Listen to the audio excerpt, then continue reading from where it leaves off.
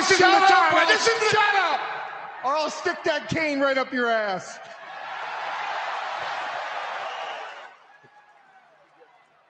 Bobby. Bobby. Bobby, Bobby, who, Bobby, who, Bobby.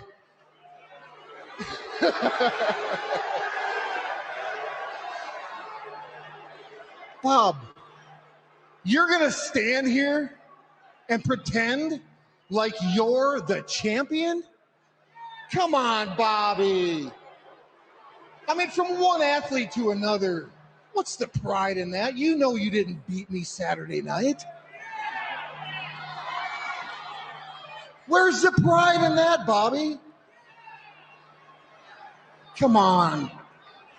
Now, you know the only way you beat me Saturday night was because of Roman Reigns and Paul Heyman.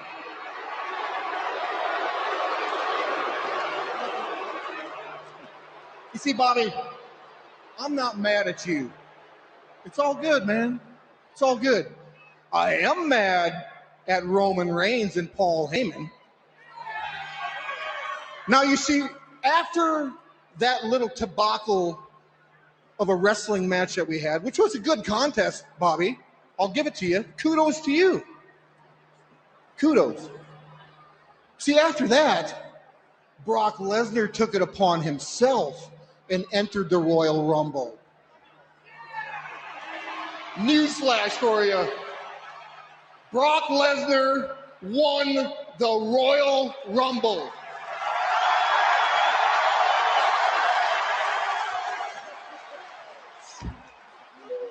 Well, that ain't a knee slapper, buddy. That's not a knee slapper. Brock Lesnar won the Royal Rumble, and because Brock Lesnar won the Royal Rumble, that means when you win the Royal Rumble like Brock Lesnar won the Royal Rumble, Brock Lesnar, are you getting confused now? All right, you're following me, right? So Brock Lesnar gets to choose who he fights at WrestleMania.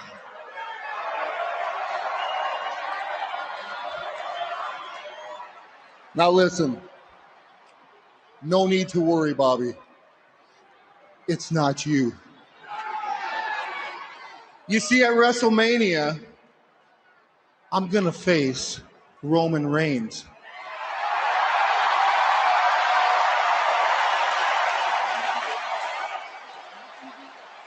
It's got nothing to do with you, Bobby. But what it does have to do with you is at WrestleMania, Brock Lesnar versus Roman Reigns is going to be title versus title.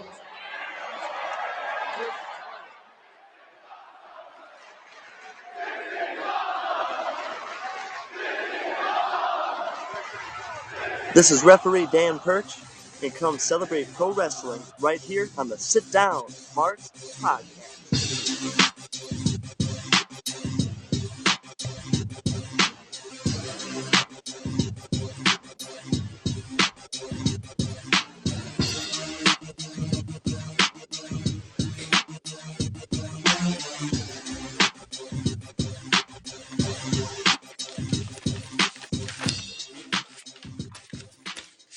What's going on, everybody? It is episode number 49 of the Best Kept Secret in Wrestling Podcast. That's right. You're listening to it right now. The Sit Down Mars Podcast. What's going on? I got my boys AJ and Primo here, as usual. What's happening, guys? That's right. I just want to say, how about that intro with Brock Lesnar real quick? My favorite part about that is when he goes, kudos to you. And then he goes, kudos.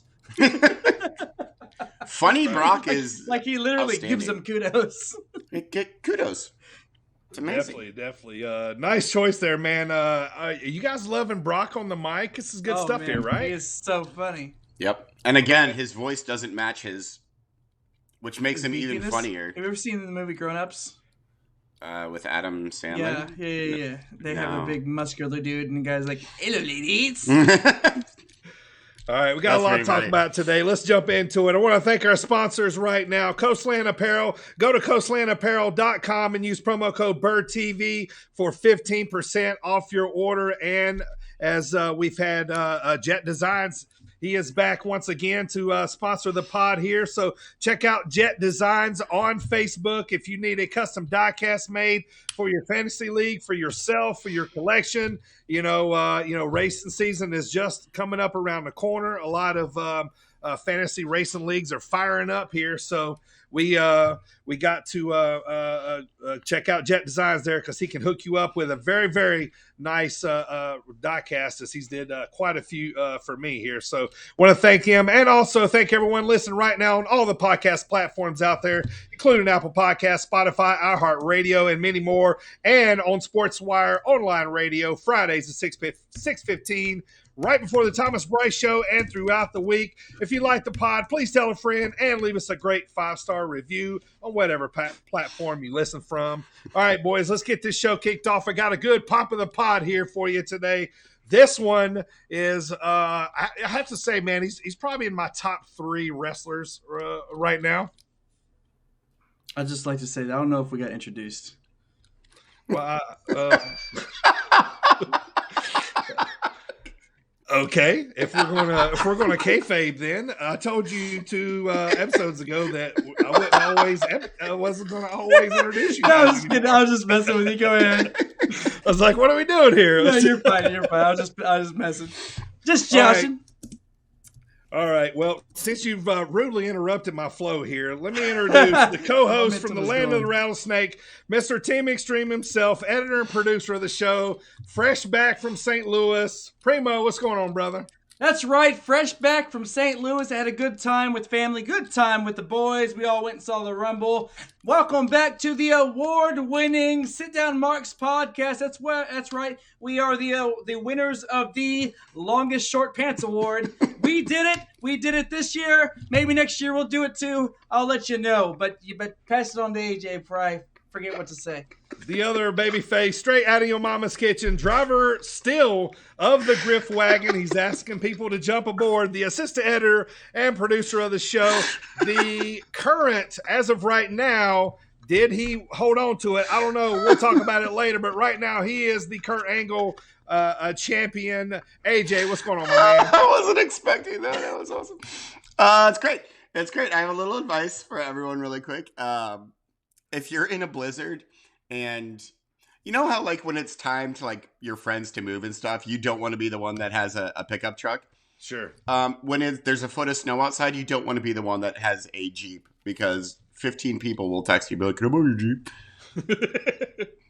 That's what I got going on today. Like that's my longest short pants. All right, now let's get back to the podcast here. Pants. Today's pop of the pod, as I was going to say, this guy's hopping into kind of one of my, top 3 favorites right now. You hear me talk about him all the time. He's just got a big win on Impact Wrestling. I'm going to be talking about here shortly. I always like to pound on my chest when I say it, so let me go ahead and say it for you here. Jake, what's my name? Something! What's my name?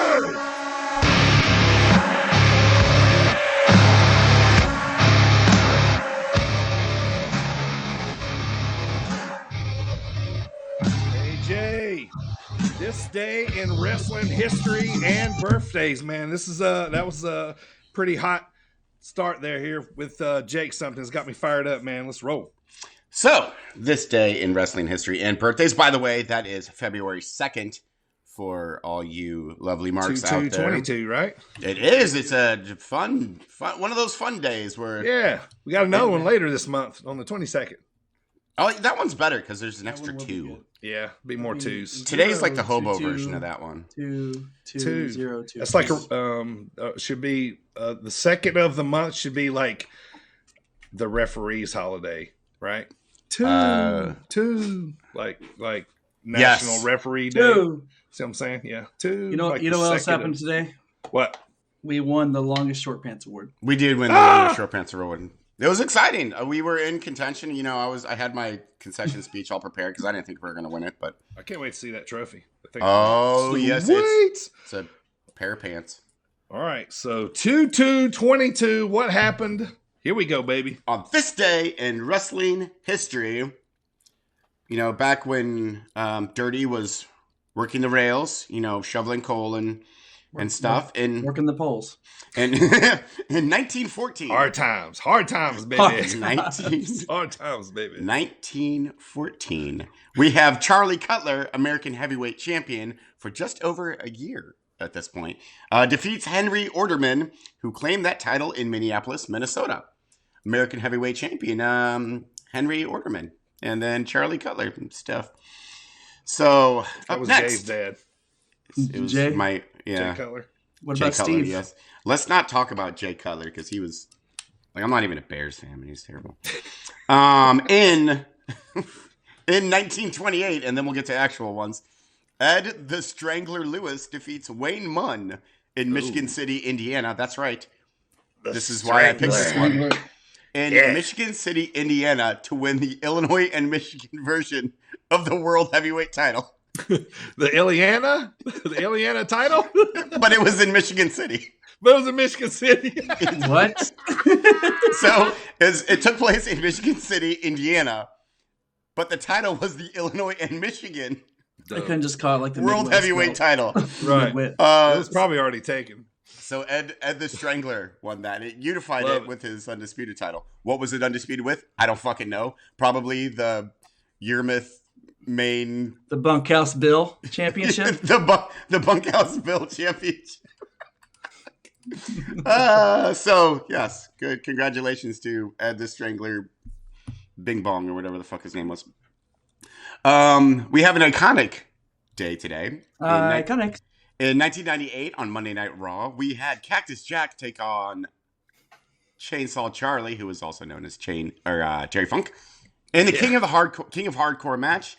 However, it ended in a no contest when they got in dumpsters, and then other things happened that I'm not going to acknowledge. There will be a lot of acknowledging going on in today's episode. Like acknowledging New Age Outlaws? I don't know what you're talking about. Brock Lesnar today in 2008 made his UFC debut against Frank Mir and would lose. He tapped out when Mir locked a knee bar and he submitted in 90 seconds. In the rematch, though, he whooped his ass. Very auspicious start for Brock Lesnar's UFC career. In the rematch, he punched Frank Mir's head into the cage so many times. I feel like Frank Mir had it coming. Like he had Frank Mir on the mat, and Brock was just bashing his head, and Frank was just going boom into the cage. It was bloody. Scary, man. And then finally, in 2010, because the rest of these are not interesting, Vince McMahon appeared on an episode of ECW on Sci-Fi to announce that they were done. Yep. He showed up his only appearance. It was over. It was his only appearance on there, I believe. He's like, I've come here to shut it down. Well, yeah, because he despised ECW, basically. Donald Trump! Yeah! Nice. Yep. And then, that is this day in wrestling history. We move on to birthdays. Yesterday, very fittingly, was Ronda Rousey's birthday, which the very controversial winner of Saturday's Royal Rumble. She was born in 1987. Oh, no. Today, we have Teddy Hart, born in 1980. Sure. Teddy Hart, which one? Playa? No, which one? Not Teddy Long. Teddy Long. Sorry, we were both thrown off, but yeah. Yes, Teddy Hart. Teddy Long turned 42 today. Of the Hart family. Thank you. Yes. I believe he's a nephew or cousin. Or something he's like also a little wild, isn't he? He was like into the like indie scene, like some of the more hardcore matches, right? Yeah. He had quite a following going for a while, man. He had a little pretty legendary kind of run going there on the indies for a while. So yeah, but speaking of large men who like steroids, Brian Cage was born today in 1984. Allegedly, yes, of course. And then I don't know who this is. Isla Dawn. Who is Isla Dawn? I don't know. She was on the list, so I thought Isla Dawn? That's what I thought too, but Sure. I looked it up and it's pronounced Isla. Is it? I don't know. Might be. Isla. Isla Dawn in 1994. That's it for today. But then tomorrow we have Haku, one of the legitimately scariest people to ever be in a wrestling ring. Was 1959. And then on this date in 1960, it's a fantastic combination. We have one Marty Jannetty, and then we have the Texas Tornado, Kerry Von Erich, born in 1960. Man. Nice. That is what I have for birthdays and this day in wrestling history. Primo, man, we just fresh off the Royal Rumble, man. Anything in the headlines right now?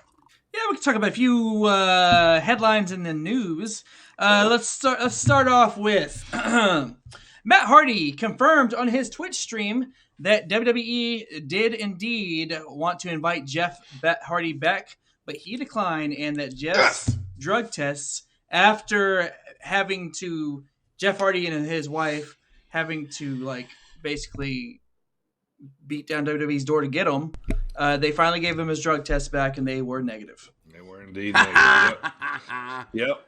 I love that he declined. I want the Hardys back together. That's right, and I cool. am so glad that I, as a fan, and then as he's my favorite, so I'd never wanted to jump to any conclusions.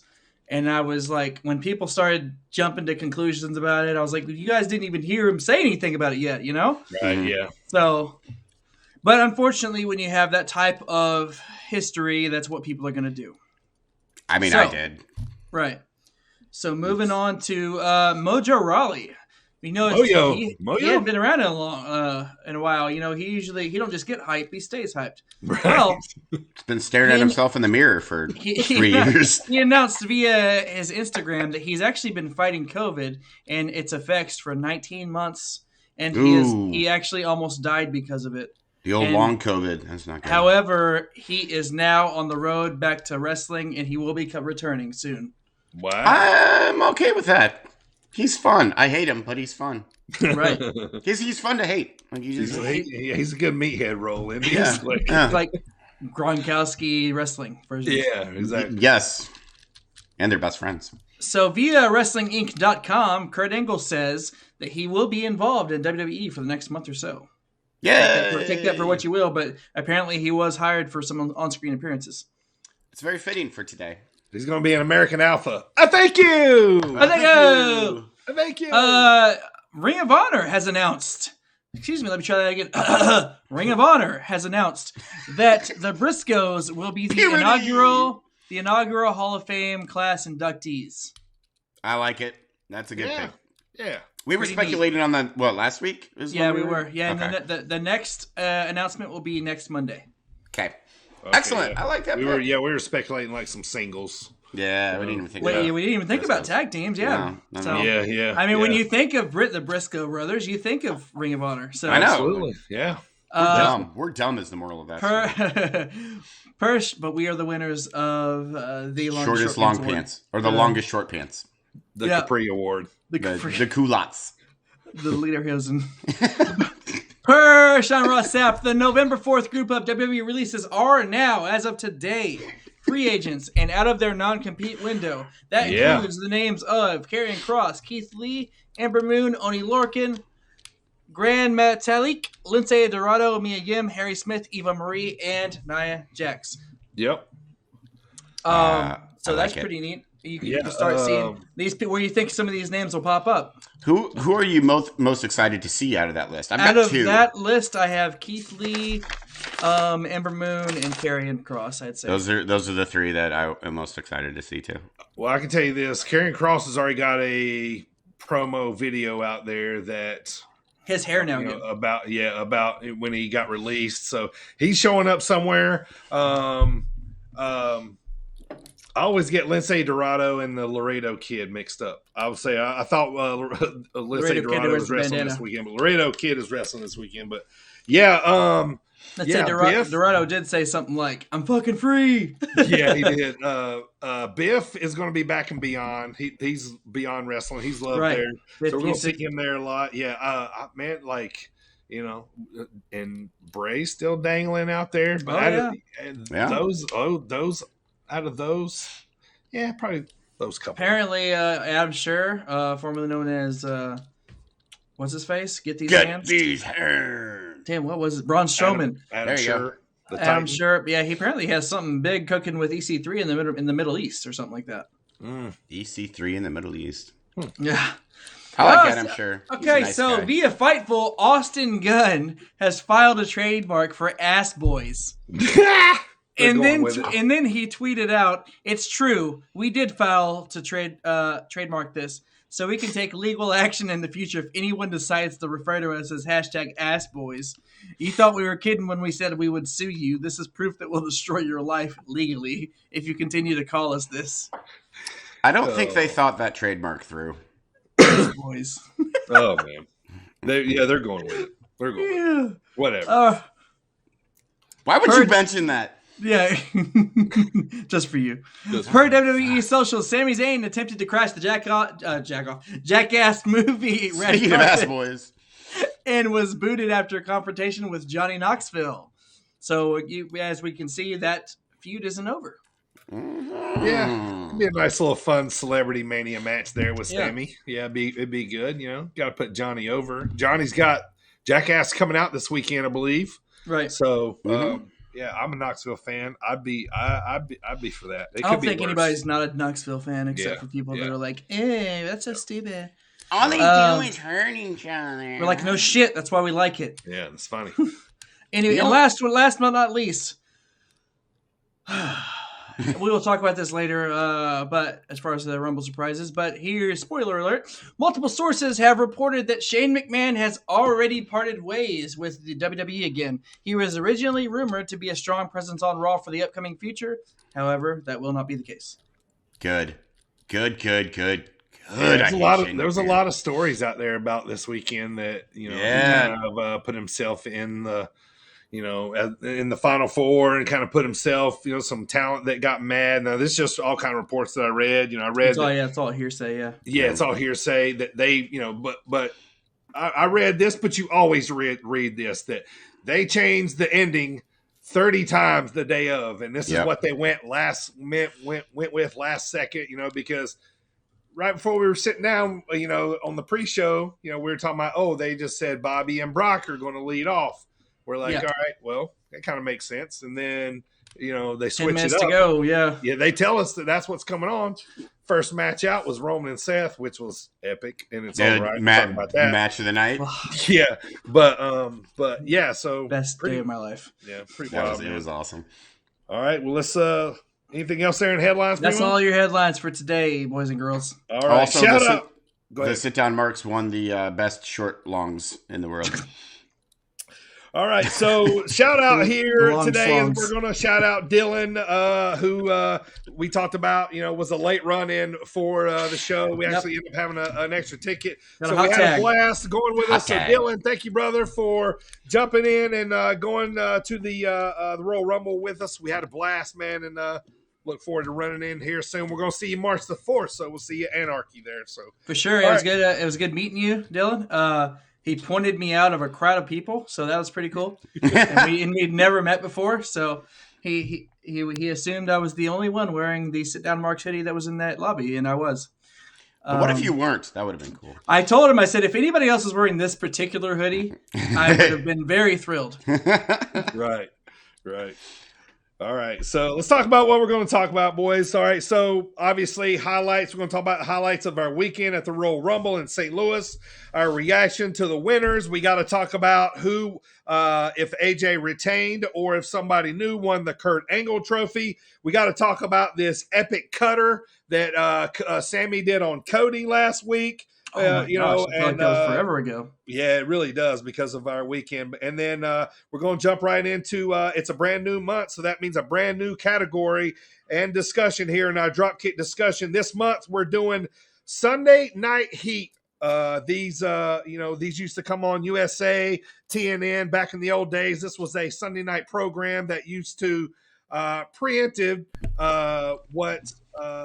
to a pay-per-view coming up. So a lot of things happened on that show. We reviewed one here from March of 1999. It was Kurt Angle's debut, actually, and then if there is ever a slobber knocker, this is the match to watch. Public Enemy and APA win on this show. So we're going to talk about that as well. And also, we're bringing to you, finally, our interview with one of the hottest, most popular, nicest guys, man, I tell you, Midwest referee, Dan Perch. We had a great interview with him. We're going to bring that to you here later. So let's get this thing started, man. AJ, tell the masses first where they can get that Marks merch. Well, if you're in the market for a sit-down Marks sweatshirt or t-shirt or baby clothes or stickers or mugs or notebooks or anything really that you want, burn a few things, you can go to tpublic.com/stores/sit-down Marks. Buy our stuff.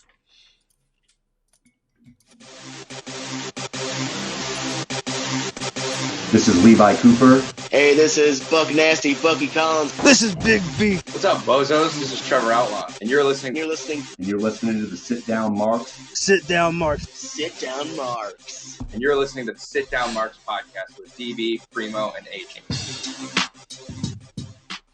All right, time for the recap here, and I like to start it off with my indie roundup for the weekend of February the 4th. Got a few shows here going on for you. The big one I'm going to be checking out, man, Friday night, AAW out of Chicago. This show is called Legacy. It's this Friday night at 115 Bourbon Street in Marionette Park, Illinois. We got Matt Fitchett versus the Laredo Kid. We got Jake Something versus Russ Jones. Talk about a hoss fight, man. That is hossness right there. And then our buddy as well, Hartenbauer. He's been on the show a couple times. He's going to be there making a stop on the Big Arms, Big Paychecks tour. So make sure you check that one out. If you can't get to the show in Chicago, it's going to be live on Fight TV for $14.99. You can watch a great show, and there's a lot of more awesome matches later for that night as well. Next up, Glory Pro Wrestling presents Let's Jam Sunday, February the 6th at the South Broadway Athletic Club in St. Louis. 2:00 is the start time there. Warhorse, Dan Hausen, Mike Outlaw, all advertised to be there. And a couple notes here, guys, too. I want to let you know Daniel Garcia won the Battle of Los Angeles in PWG last week. Yeah. So that was pretty cool. The NWA has announced that they are taking tag team submissions for the NWA Crockett Cup, announced for March 19th and 20th. It's going to be a tag team tournament. Loving that idea. And also a couple other notes here. SCW presents Heartbreak Saturday, February the 5th in Walcott, Iowa. The one called Manders is going to be there, of course. And then this weekend, WrestleMax presents WrestleMax Episode 7, Saturday, February the 5th, ACH versus Mike Outlaw. And then the big show that is going on this Saturday night, Zawa Live presents Born to Run this Saturday night, February the 5th, at the Sterling Moose Lodge there in beautiful Sterling, Illinois. We got Cole Radrick on the card. We got Gary J. It's a big card here. Hartenbauer is teaming up with Judd the Janitor. That's going to be awesome to see. And come check that one out, man. We got a 5:00 start there. AJ is scheduled to be there too. Woo! Unless any late run-ins of weather comes in. So Come meet AJ. He's going to have some merch there to give away to you. AJ, we love going to Sterling, man. And so it's going to be a big card there Saturday night, man. I am super excited to be there by myself. Like that'll be weird. Sit there all lonesome at the table. Somebody come keep AJ warm. He is single, ladies. No, I'll let you know that. He's single. The Sterling crowd is fantastic. Last time we were there, like they all just came up and talked to us, and we immediately felt like, hey, we've been coming here for years. Like, they're fantastic. So I look forward to hanging out with all the fans and some of the awesome performers. It's gonna be great. Yeah, it is. It's gonna be great, man. Looking forward to that show there Saturday night. So check that one out as well, and it'll drop shortly after on YouTube and IWTV as well. All right, Primo, let's get to the meat here, man. We're going to start off with the WWE recap of the week. Before we can get to the Royal Rumble, we got to go over what happened on the Go Home SmackDown. Smackity down. So let's get to it, man, so we can talk about this Rumble. We can get to it. It'll be really quick. So nothing really happened. I literally wrote this. This is my notes. I'm reading it word for word. Nothing really happened, and no new matches were added to the Rumble. Right. However, it was a go-home, so they did have one cool segment, and that was the last 10 minutes of the show, where Seth Rollins and Universal Champion Roman Reigns brought the final SmackDown before the Royal Rumble to a close with an in-ring face-to-face as they talked to each other. Rollins brought up beating Reigns before, including that he even sent him packing for that 30-day vacay. Whoops. Yeah. From there, he brought up the chair shot at the end of the Shield, to which the Tribal Chief's complete demeanor changed.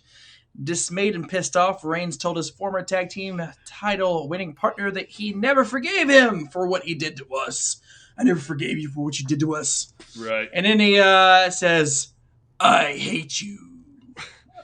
Something like that. Anyway. No, that was pretty good. He was emotional, basically. He you could tell he didn't just rent it or lease it. He actually purchased some real estate in Roman Reigns' head there.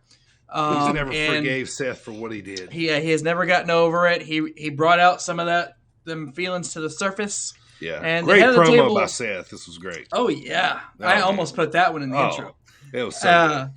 The head of the table then tried the Superman punch, but like Seth's been doing for weeks, he ducked and dodged him, and then he just did one of these on his way out. Yep.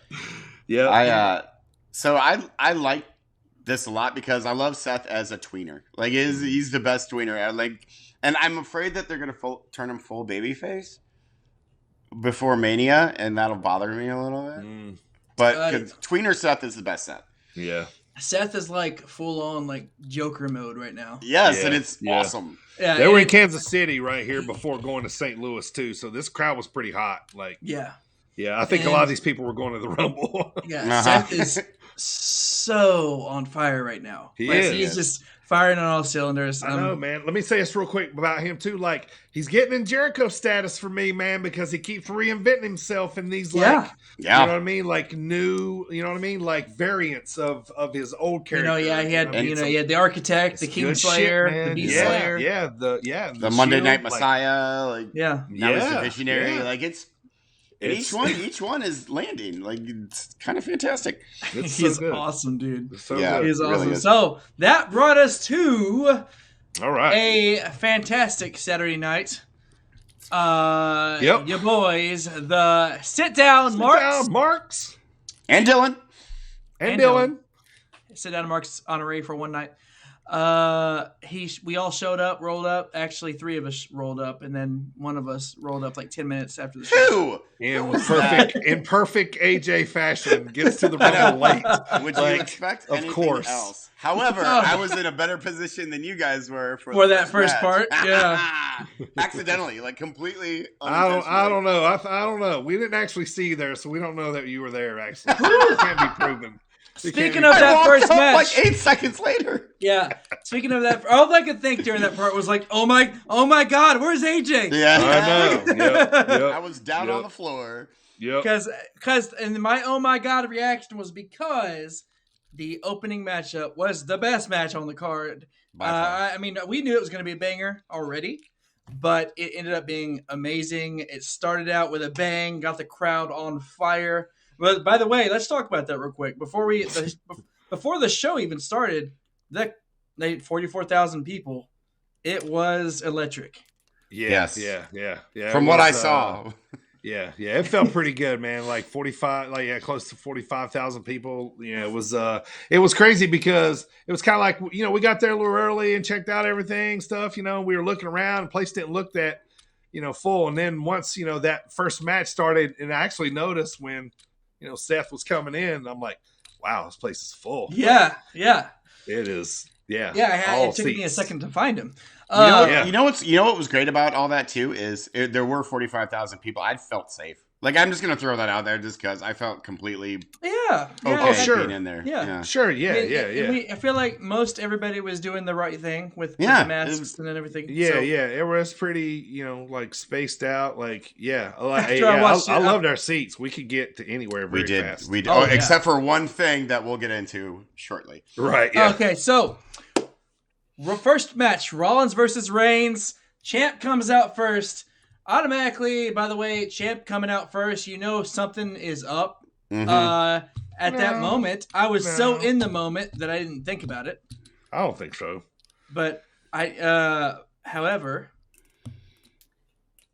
we got the Shield theme, and we all flipped out. That was right. Amazing. That's probably right when you hear Sierra Hotel. Like, again, I was down on the floor because that's probably where most of my voice went, because that immediately I was flipping shit, dude.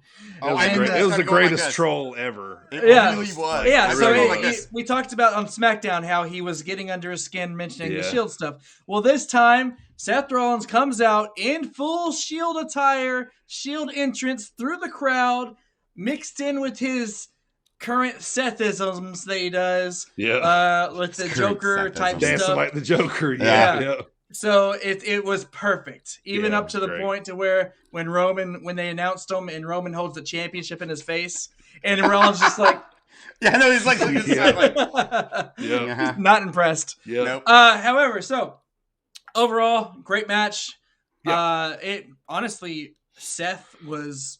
Yeah, like we couldn't, obviously where we couldn't hear what they were saying to each other in the ring. We went back and watched it later and heard them. It was it was a great match just watching the wrestling. We couldn't hear them, talking to each other. And then when we went back and watched it and seen the storyline they were making between talking to each other, I was like, man, this made the match even better. It was great. What I like too is, aside from the Shield entrance, the first few sequences that Seth Rollins did were stuff that he did back in his Shield days. Yeah, right. Yeah, the sling blade. And, the suicide dives and all that. Yeah, I love how Roman comes out with the battle outfit. Like, that's his. With the black pants and the boots. Like, I was talking about that with Dylan. I was like, he doesn't really wear that particular outfit any other time but match day. I was like, I kind of like that about him. It kind of makes it a little more game day outfit. Yeah, adds to his shit. Yeah, good stuff. So Rollins is he's ahead in the match.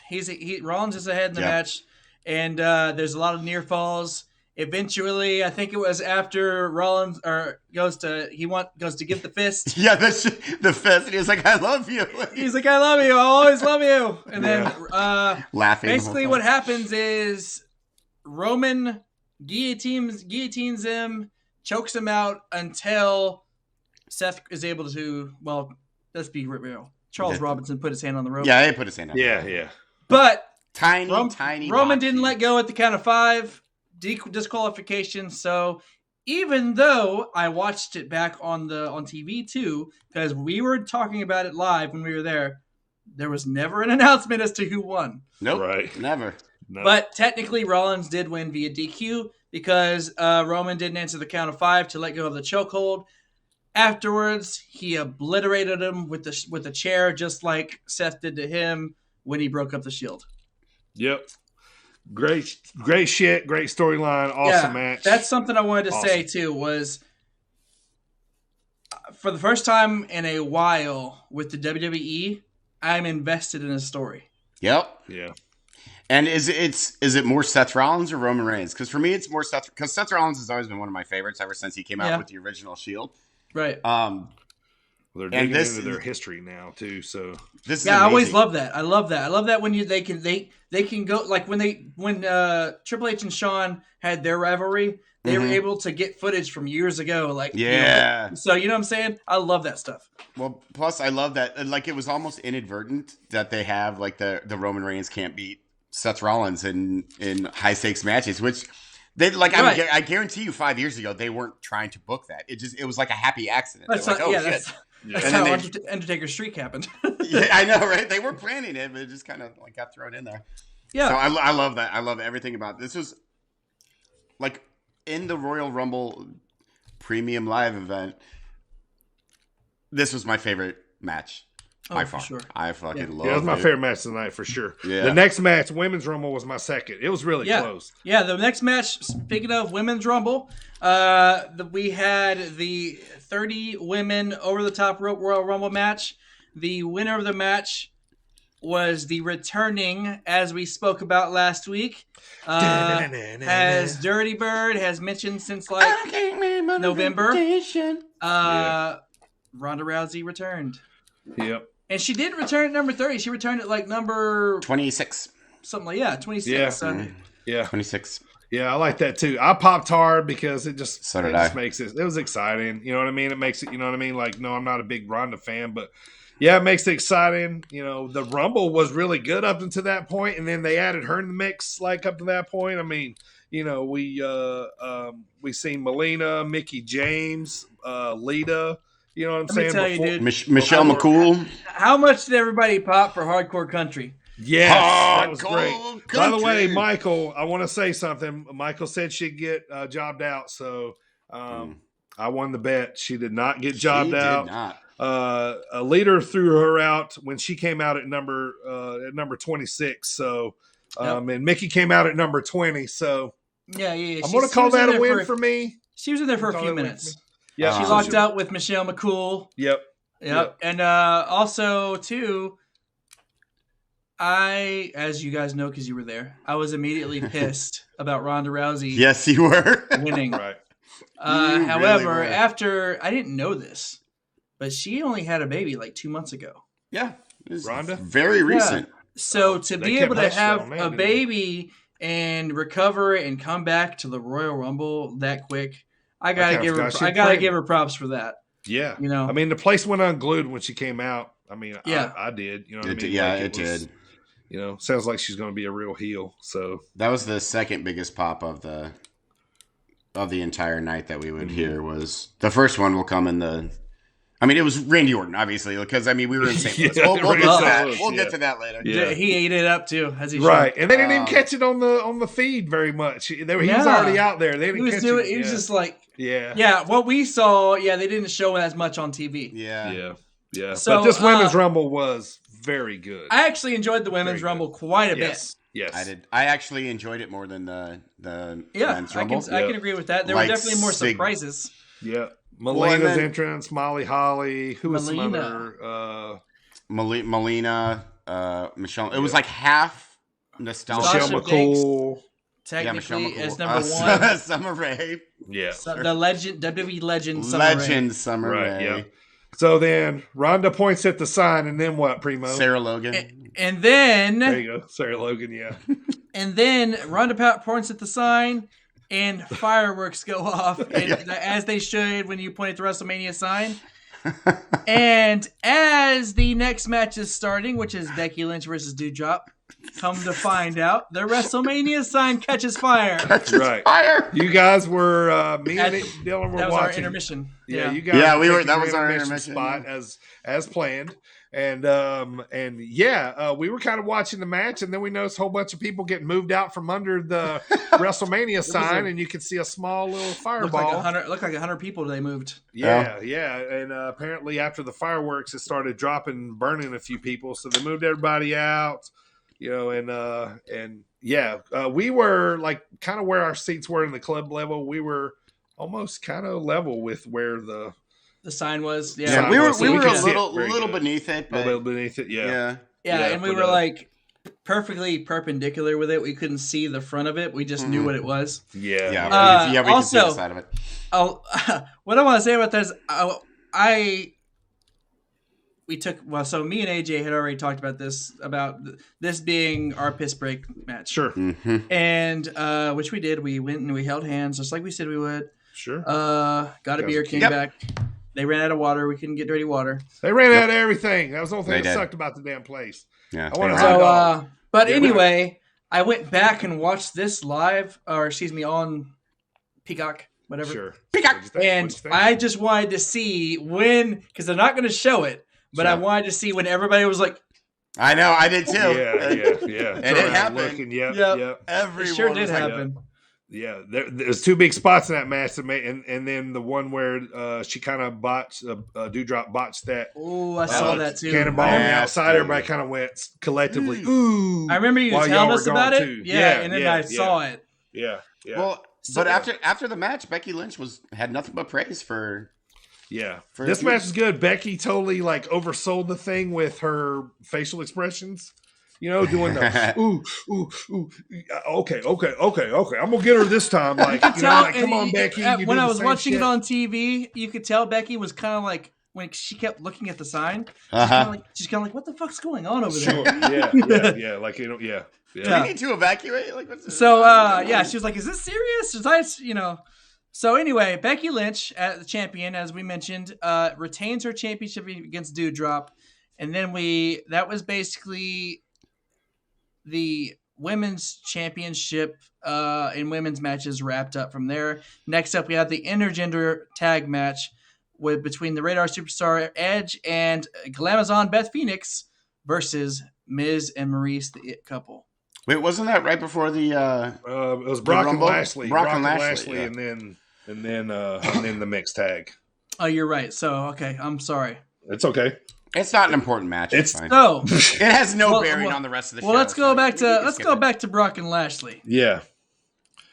Brock Lesnar versus Bobby Lashley. It was good. It was hard hitting. It was good. They definitely showed. I like how they came out and Brock Lesnar did the first German to Bobby Lashley, and Lashley popped up. Yep. And then he Germaned Brock Lesnar, and Brock's like, okay. Yeah. All right.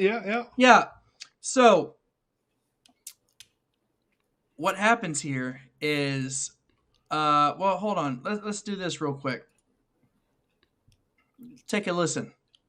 Title. See, I'm the opposite. You really? I'm taking Lashley over Lesnar. Interesting. Yeah, I thought that. And Lesnar jumping into the Rumble. Mm-hmm. Okay, so that was all right. Now run the clip of you saying that AJ Styles was going to win the Rumble for 8 months. Let's run that clip. Yeah. Well, hey, he lasted for like 30 minutes. And fucking Madcap Moss was officially my least favorite superstar. There were a lot of my officially least favorite superstars. So anyway, Men's Rumble. But like the clip says, Brock Lesnar was about to win, really. But they did the whole ref got in the way twice in a row, but for some reason. Well, the first bump was kind of weak. Like, there's no way you're going to be out for 10 minutes. He's like, all right, I can't really sell that, guys. Hit me again. No, hit me with a shoe or something. Yeah. So he gets knocked. The ref gets knocked out. As he's knocked out, I think that was when Brock did the F5. Mm-hmm. And he pins, and the whole crowd counted to like 25. Yep. we counted pretty high. Yeah. So at this point, Roman Reigns comes out. Surprise. And he's standing there. Paul Heyman's doing his thing like, oh, fuck. Like, Roman Reigns is right here. He spears Brock Lesnar. Remember, we were so high up. Remember Roman running down? It just looked like a black head of hair. He's just like, is that Roman? I don't. Yes. No. Yes. Okay. Yes. It's Roman. And he gets in. He spears Lesnar. And then he looks at Paul Heyman. And that's another thing we mentioned on the pod here a couple months ago. Yep. The swerve. Might be a swerve. Yep. Might be a word. He looks at Paul Heyman. Puts his hand out. Paul Heyman. Yes, my tribal chief. Hands him the belt. Roman clocks Lesnar and new WWE champion, the Almighty Bobby Lashley. Good time. Yep. He was very face-ish in this match. Remember when I talked about it a while back? Said like hands and everything. It just seemed like a work or something. It seemed like they still had this in their pocket. Yeah, we can still make this work. But you think they were going to originally do this at day one? Mm-hmm. Whenever. Yeah, I mean, it could have. But once that happened, then we all kind of collectively thought to ourselves, "Shit, Primo's right." He's going to be in the Rumble now. Right again.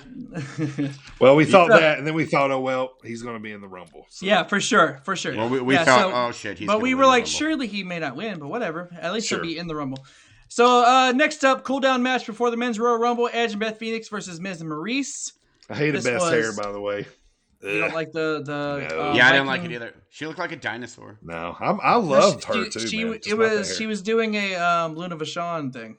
I did like the Luna Vachon. Yeah. Then she should have gone all out and shaved half of it. Come on, Beth Phoenix, commit. Right, commit. Method acting. Maurice, however, looked lovely. Fantastic. She's a very beautiful woman. They both are. Beth Phoenix is beautiful as well. And when I watched this back, I didn't, when I got back after they told me they didn't have any hot dogs or anything. This was your intermission. Yeah, after I got back, I was able to see the finish. So, and then watching it back, it wasn't bad. I caught one little funny story, one little line I wanted to say that Byron Saxton says, she used a loaded purse. And Corey says, how do you know it's loaded? And Byron says, all the designers are using bricks now. It's standard. Okay, that's pretty good. Yeah, it was. I missed that line because I hated this match. I hated it. Yeah, it was great, but it was not good. I will say. Sorry, go ahead. I was just gonna say poor Edge. I was just gonna say, I loved us being there and show it, and that was amazing.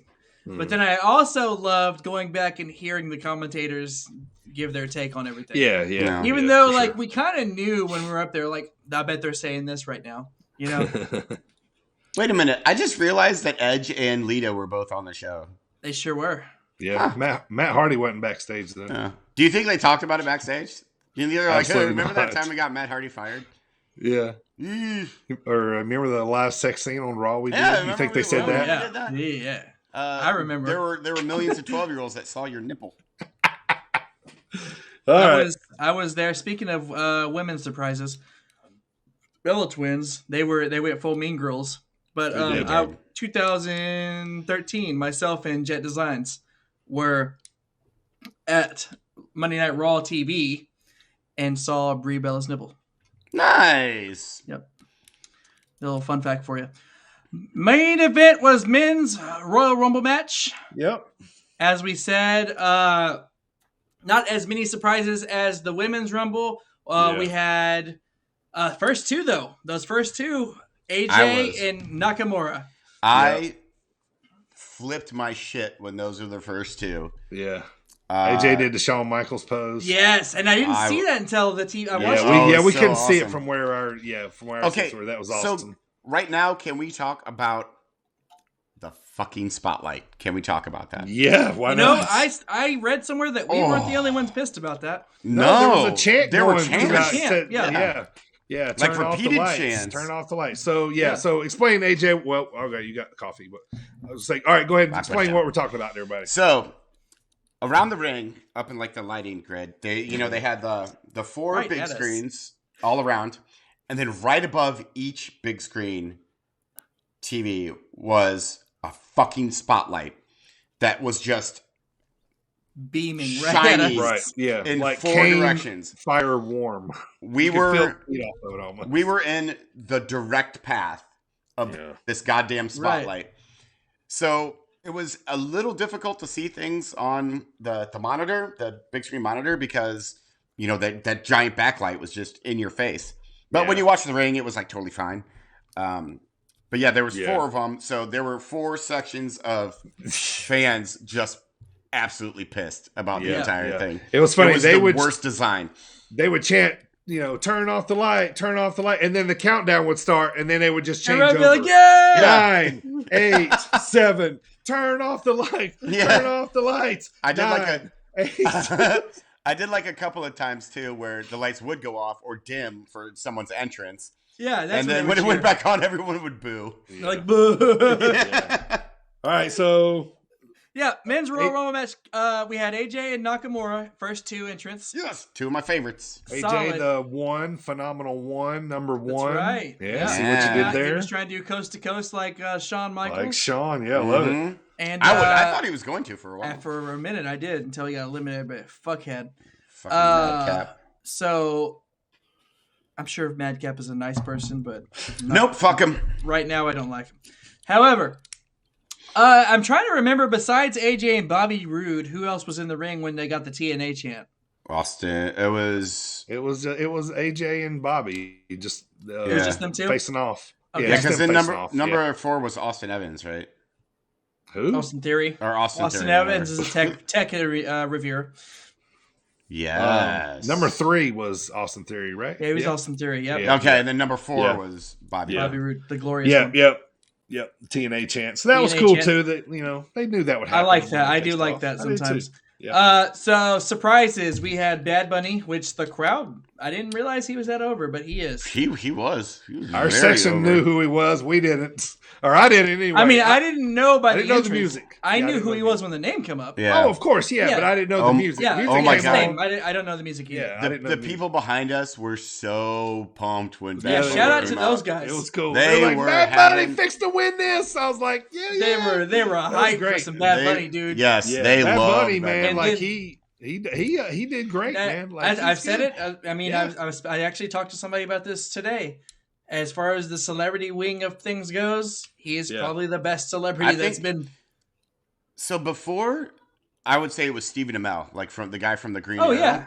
But no, he's trying. Like he put some effort. I read somewhere that Drew Gulak's been training him. Well, it shows because he looked natural. Yeah. And he did some pretty cool spots. I mean, but he's Bad Bunny. Not to be mean, but he looked a little smoother than some of the women in the Rumble match that returned. He looked smoother than some of the men in the for sure match as well. Yeah. So Randy got the biggest pop, though. You know, at the whole number town, like 26, 28. Oh, it wasn't? Okay. No, it wasn't 26. 26 was Big E. I knew that. Oh, okay. Because you had him. Yeah. You want to go big? Then say that. Go big. Well, say so then. Yeah. So, but that was cool. So, all right, Shane finish it McMahon. up here, Primo. We had Shane McMahon as another one, and that was really all the surprises, wasn't it? Shane McMahon was more of a go the fuck home kind of surprise for me. Oh no, I love Shane For O'Mac. me, So I liked it. I cheered. I mean, I Shane popped O'Mac. when he came out, but then I remembered I fucking hate Shane McMahon. Yeah, I'm a Shane O'Mac mark, but no returns or nothing like that. No big number returns. 30 was Brock Lesnar. Yep. Brock Lesnar coming out number 30. There was like Shane, Drew McIntyre, and one other person in the ring. Riddle. Yeah, yep. Riddle. Yep. Allegedly, there was reports that Riddle was supposed to win, and Which would have been cool. I was so you know how you said you saw that the whole 30 times thing. Yeah. I saw the same thing. Yeah. And then I saw today that it was actually penciled in like 2 weeks ago. Yeah, Brock the Lesnar Riddle. was going to win. Yeah. Oh, that Brock Lesnar this was story. gonna win? The story always okay. comes out. Yeah. But so so Brock Lesnar wins. He goes on to WrestleMania, points at the sign catches fire for the second time. Yes, it did. What I didn't talk about, hello Skype. What I didn't talk about was the problem I had with Ronda Rousey winning was that she took out the last two people in the women's Royal Rumble match were Ronda Rousey and the winningest women's champion of all time. Mm-hmm. And she took her out like it was nothing. That was pretty easily for her. Yeah. I mean, they tried to do that stuff to try to give them legitimacy. You know, she's a legit badass. I mean, I know. I mean, it's skipping the line, but I mean, it's WrestleMania season. They're going for ratings. All that shit goes out the door. Bad as I hate to say it, I don't like to see it either. You know, I don't like to see people get jumped in line. You know, I'd much rather see somebody else in that spot. And I do like Ronda Rousey. That's what I said. I do like her. Yeah, I do too. Yeah. But, you know. Also, she looked like she didn't care to be there at all. She looked like that she was like, I'm getting paid so much money to be here. Oh, really? Yeah. Well, I also heard I it was didn't kind see of short that. notice. She's going to be a heel. I just think she came in looking like a badass. And she's already saying stuff like, like, oh, that was a big pop or quite the pop or something. And, she's already starting to be a heel. So, Well, yeah. I mean, we'll get to it on Raw. Yeah. Let's get to Raw. So that was your Royal Rumble paper premiere live event. So on Monday Night Raw, Adam Pearce opens up the show saying the almighty Bobby Lashley will defend his WWE Championship in 3 weeks in Jeddah, Saudi Arabia at the Elimination Chamber. Bobby Lashley says, who's the conqueror now? Who's the beast now? Who's the champion now? Bobby Lashley. That's who. Then Brock Lesnar's music hits and he appears ready to fight. He's in his gear, and he basically looks like he's ready to go. Brock comes out, tries to get his rematch from Bobby. He then announces that he is going to actually. He tells Bobby not to, don't fear. After he gives him his kudos, he say, "Don't fret, buddy." No. No. He says, "Don't fret. I'm not picking you for WrestleMania. Picking Roman Reigns. However, it's going to be title versus title, and where you come in, my friend, is you have my title." So, basically, he tells Bobby, "Get that $5 suit off and let's go, brother." Right, yeah. It did look like a $5 suit, too. Yeah. It was a really bad suit. I thought his shades, I like Bobby Lashley, but I just thought his shades look really silly because they're like flat, super flat. Yeah, they were. Like a mirror. Maybe that's the style, but I don't know. But MVP takes upon himself to decline the rematch and tells Brock to go to the back of the line because Bobby looks like Bobby already says at one point here, he says, "I pinned you once, I'll do it again." But then Brock says, "Bobby, you're nothing but a chicken shit." But Bobby still walks away after denying him his match. Brock Lesnar's chirping at him as he's walking away. But then Adam Pearce says, "Well, just a reminder, in 3 weeks, everybody will have the Elimination Chamber." And Brock goes, "I want in." Yeah, right. And then so now your first entrance into that elimination, besides Bobby, because Bobby's going to defend it there. So now we have Bobby Lashley and Brock Lesnar. The rest of the night was basically qualifying matches for the Elimination Chamber. Yes, it was. Besides Seth Rollins. Seth Rollins was immediate. That was kind of a funny segment between him and Kevin Owens, but I did like that as well. Seth Rollins was actually put into the match, and Kevin Owens had to qualify facing Austin Theory. However, Austin Theory won. Boo! So now you have Brock, Bobby, Rollins, and Austin Theory. Next up, Riddle qualified after losing the scooter race. He qualified by defeating Otis clean, which was weird to me that they called it an upset. I know it's Riddle and Otis. What has Otis done? Yeah. I did like the scooter tag race, champ, but I'm like, whatever, dude. The last person to qualify for the chamber was AJ Styles. Who doesn't fit in this particular elimination chamber? The young gun. What do they call him? The blue chipper? I go Which away. is what they called The Rock. Yeah, they're just recycling things at that point. Only The Rock was actually awesome and just trying to make some new stars. Austin's a stud, man. No, I mean I like Austin Theory. Oh, yeah. See, I don't like the gimmick. That's the thing. His gimmick is kind of dumb. I don't like him, but he's good. Like he's obviously. I like him. Yeah. He's an athlete. He can go, and he obviously has it. So, but he's in a ring full of like legends and future Hall of Famers. So, moving on. Last segment of Raw. Ronda Rousey returns to Monday Night Raw. She says she's been debating since Saturday whose title she wants to take, Charlotte or Rebecca's. Rebecca. That was funny. She basically says she is the best and she's the baddest chick. She says, bitch. I said chick. Yeah. Big Time Bex comes out looking so ridiculous. Basically, she looks super ridiculous. She did. She looks like she was wearing a bubble. Telling Ronda to choose right now. Ronda says she'll give her... riding an ostrich, too. So silly. And Seth looked like he was wearing her glasses earlier in the night. Yes, he was. Totally. But yeah, so she comes out telling Ronda to choose who she's going to fight now. Ronda says that she'll give her answer on Friday.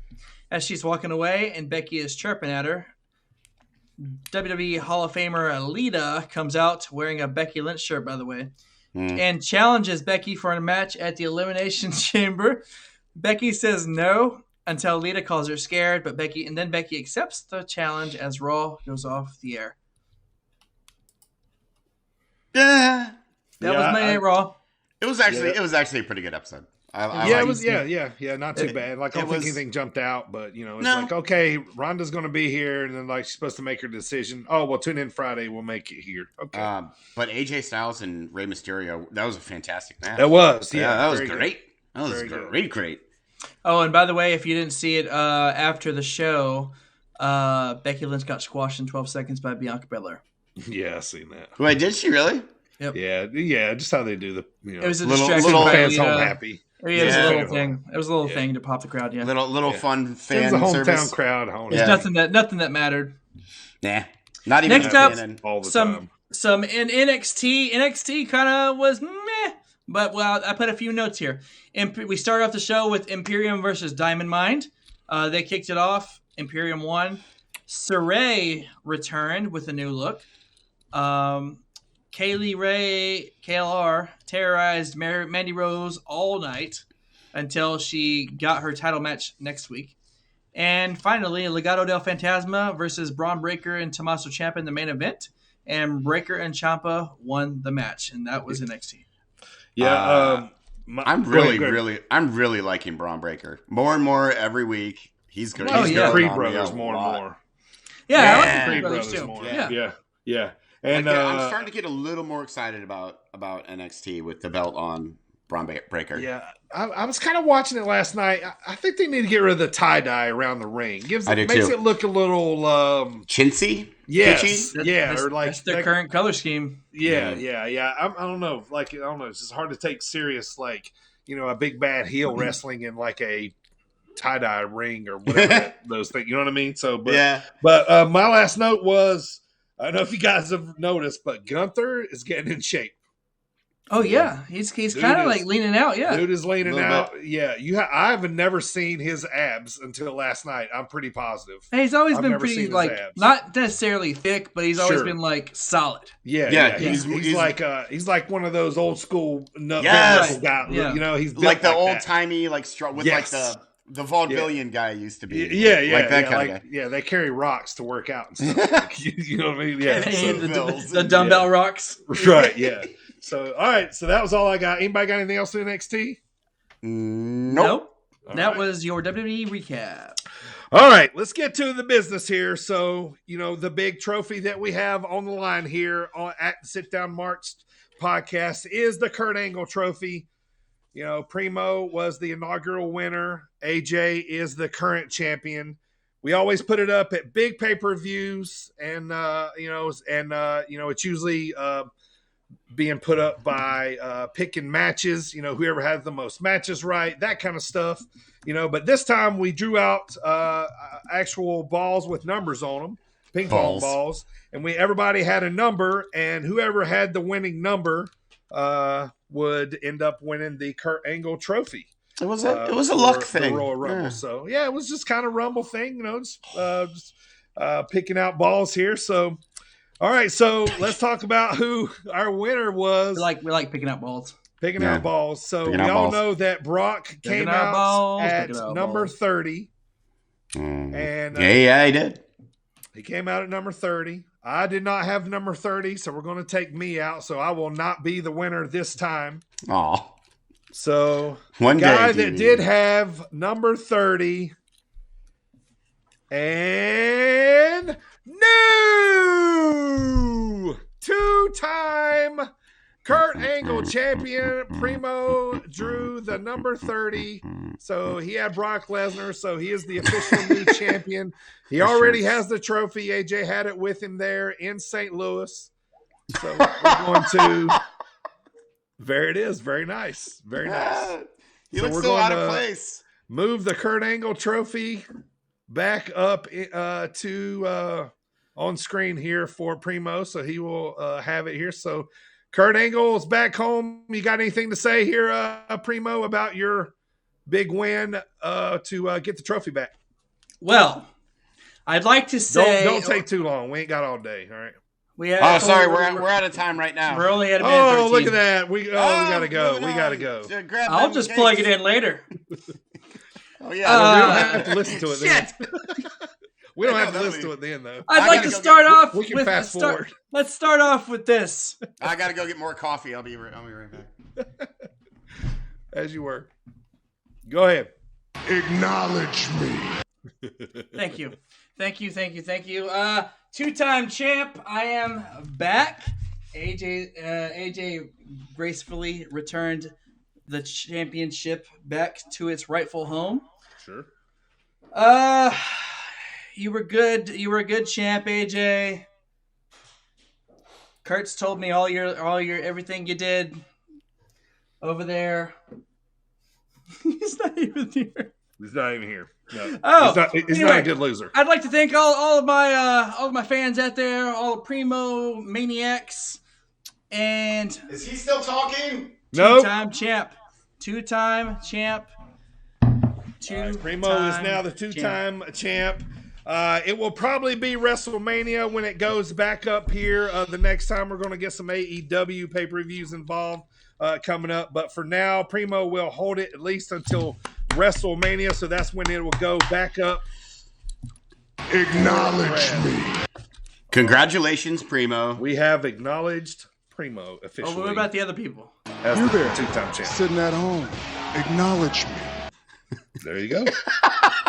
All right, let's get to. I like that. All right, let me get to the Impact results for the week here, so we can get to AEW and our Dropkick discussion.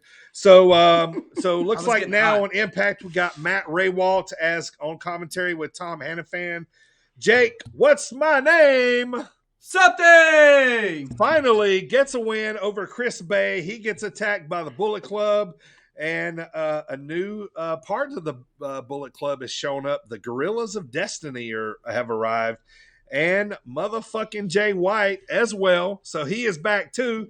And they come in and take out Speedball Bailey. And they pretty much say that they are here now. And this right here gives Impact more legitimacy just by the Gorillas of Destiny and Jay White showing up. So excited to see where this is going to go.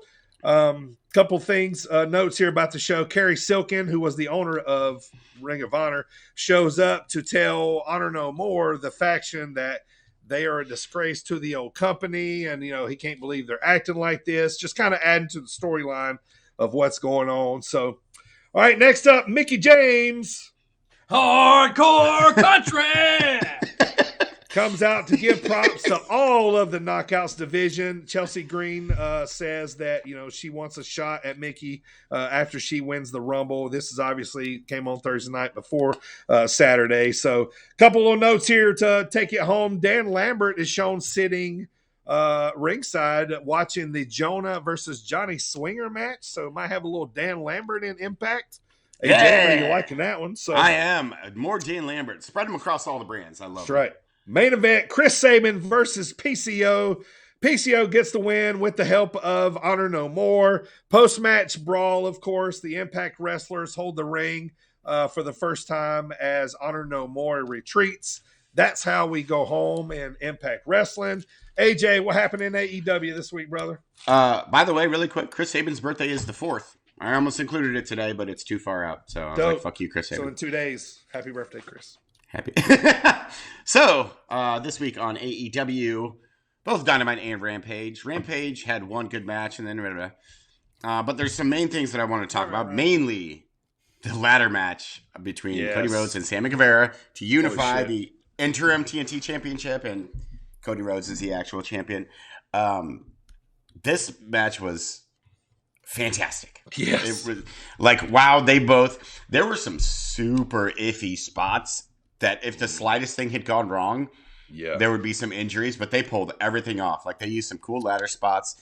Like, at one point, Sammy Guevara got a cutter on Cody Rhodes off, like, the top part of the ladder. After, like, leapfrogging, it was amazing. That might be in, like, top 5 cutters of all time. Like I put that up there with RKO and Rollins. That was good, man. Yep. Cody sold it perfectly too. Yep. And that was another one that could have gone so wrong so fast. Yeah. But Cody sold it perfectly. Sammy hit it perfectly. It was great.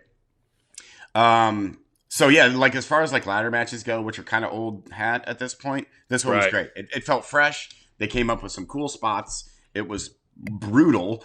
And Sammy Guevara picked up the TNT title, which was the best outcome that could have happened for this match. I loved it. I liked it too. I like where they went with it. Yeah, this was nice. Another thing too is they also I feel like there were a couple more ladder spots. One of the ladder spots was on the outside of the ring when Sammy did the senton onto Cody onto the ladder, and he whiplashed so bad. Yes. Oh, it looked bad. Yeah. Like I bet he felt it the next day for sure. It was a very cool match. Cody made me realize too, like how undeniably good he is fundamentally. Yeah. Like fundamentally, he's awesome. Like he's just the basics. Like he is just so good at them. He's sound at everything. Agreed. Speaking of Cody, I watched Royal Rumble 2013 2013 today, and I forgot at one time he sported a mustache. Oh yeah, it was like it wasn't like a pedo mustache. Was that Dashing Cody? It was because that's when Cody had the mustache. It was when he was Dashing Cody. Rose. Up next, I want to talk about the brown bag. The brown bag. Yes. Wardlow. I want to talk about Wardlow for a second. He squashes 2 guys. We'll get to more of him in a second, but I believe they were in Cleveland too, his hometown. Yep, so his hometown. Big pop. Yeah, huge pop. Yeah, Britt Baker had the line of the night here. She said, "Finally, a Baker you can count on," referring to herself and not Baker Mayfield. Yeah, because Baker Mayfield was also Pittsburgh beat Cleveland. She was all decked out in black and gold. Yeah, Britt Baker. I love her. So Wardlow, I look forward to Wardlow's turn more than any other person, like his face turn. And speaking of that, I look forward to Chris Jericho's heel turn more than any other heel turn right now. Yeah. He was in a match with Santana and Ortiz and 2.0 and Daniel Garcia. I love 2.0 and Daniel Garcia. Chris Jericho was annoying in this match. He really was. Like I'm starting to see Michael's point a little bit. Like he's still one of my favorites of all time, but I feel like he does need to kind of go away a little bit. They get the win, by the way, Jericho, Santana, and Ortiz. Yeah. But then they kind of sow the crumbling of the inner circle because they're all like yelling at each other and stuff. But apart from that, I was like, yeah, sure, whatever. Up next, we had real quick. Y'all notice, speaking of people getting shredded, you notice Chris Jericho's been laying out. I know. What the hell? I have not noticed that. Yeah, he's lost like 30 pounds or something. It looks like, which I like. Dad bod Chris Jericho. It makes me laugh. Makes me feel normal. But yeah, I have noticed that. Up next, another Primo. You're Primo. Another promo battle between CM Punk and MJF. It's good as it's always been. MJF references how he was supposed to be back in how CM Punk was supposed to appear in Cleveland in 2014. Of course, never does. It was good. But then, MJF's goons hit the ring, and we get another little face turn tease when MJF tells Wardlow to powerbomb CM Punk, and Wardlow hesitates and like looks at MJF and is like, "What do I pay you for?" Yeah. And then he does it, and so but that little hesitation, I was like, "That's fantastic! Can't wait! He's going to be so over when." Yep, Punk MJF is going to be awesome tonight in Chicago too. Oh, I can't wait! Yep. And then Britt Baker already did her thing. Oh, the main event was a lights out match between Orange Cassidy and Adam Cole. And I like that Orange Cassidy broke his own sunglasses. Yeah, like, is that the match? Yeah. It's like now he means business. That's when he's serious, man. Yes. I'm going to show you I mean business by breaking my own shit. Danhausen, of course, got a huge pop when he poked his head in there. It was fucking awesome. It was, yeah, I mean, I popped for it, but it was such an odd spot. It really was. It made no sense. But I loved it. I really enjoyed this whole match. I enjoyed the first match and the last match. Yep. Right. Yep. Me too. So, Orange Cassidy actually gets the win over Adam Cole, which Baby. This was a weird kind of finish, but I like the match. Like, I love Adam Cole. Orange Cassidy, I like that he did something fresh for once. So, not bad. So, that is AEW Dynamite. Moving on to Rampage. We have, kicking off the show, Jon Moxley versus Anthony Bowens with some other douche. Max Caster. Wait, no, I don't know that person. Max Caster. He's getting over, by the way, in case you haven't wondered. He haven't noticed. And actually, this little dealie that he did was okay. He mentions Moxley's wife, and blah, blah, blah. I still don't like him. I just don't think he's talented. His job. I know it's pissing me off that. No. Moxley gets the win. He looks great, by the way. No ring rust whatsoever. And Anthony Bowens looked really, really good too. Which each week that goes by, I become more and more of a fan of him, and I can't wait until he boots Max Caster in the face. Up next, Brock Anderson versus Lee Johnson, and Lee Johnson versus FTR. Fun little match. FTR get the win. Oh, and Jade Cargill versus Julia Hart for the TBS Championship. And she is now looking a little better. Of course, what did I call her last time? Chode Gargyle or something like that. Or something like that, yeah. Something like that. She's looking better. She's going to be huge one day. And then finally, we have Jurassic Express, the AEW World Tag Team Champions against Private Party, which is fine. It was a fine match. Jurassic Express get the win. And, Hardy and the Matt Hardy and the Blade get involved. And I'm just like, enough of this. So it was kind of an underwhelming, minus the Moxley match, it was kind of an underwhelming Rampage, which is rare. Like, they don't have a lot of misses, but it was okay. Nothing special. And that is AEW for the week. Yeah. All right. Well. Oh, wait, no. One more thing that wasn't on, but I think we need to talk about our boy Ishmael Vaughn. Yeah. That's awesome. Yeah, it is awesome. Ishmael Vaughn, former guest on the show. He it was on AEW Dark, I believe, with him and Kid Bandit. Kid Bandit. Yeah, nice. Awesome. Good for him. Ish, that's awesome. Can't wait to see more of you. Yep, that's nice. The end of AEW. No more. All right, so that will do it for our weekly recap. Now it's time to get to the Dropkick discussion of the week.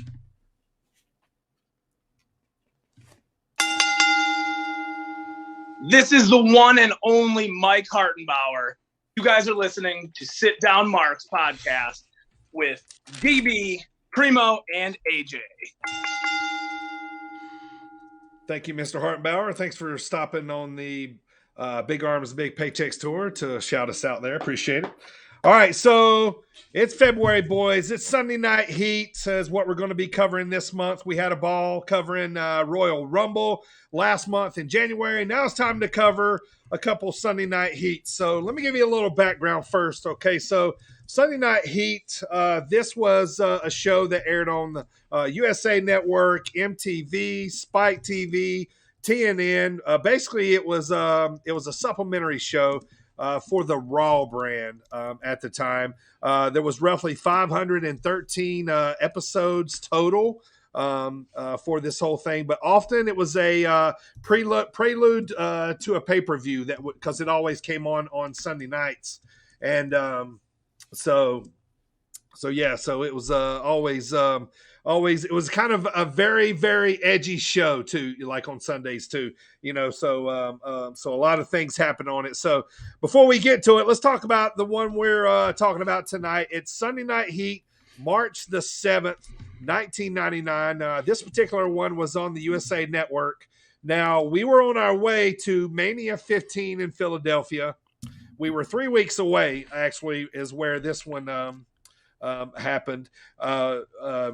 Mania 15 is where Stone Cold defeated Corporate Rock for the WWF title. This is also where the Brawl for All happened. You know, the Bart Gunn deal happened. Butterbean knocked him the hell out. Yes. Destroyed him. Okay, so at St. Valentine's Day Massacre, just a month before this Sunday Night Heat, Stone Cold escaped the cage to beat Mr. McMahon in a number one contenders match to be able to face The Rock.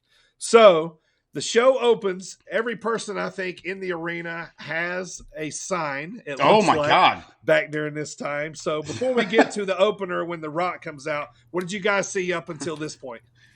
So, first of all, I like the opening recap with the striped Sacco. That made me laugh because Mankind was trying to be, a guest referee.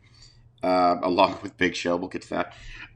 It's the most 90s opening ever, complete with Tango and Cash music, which actually took place in the 80s.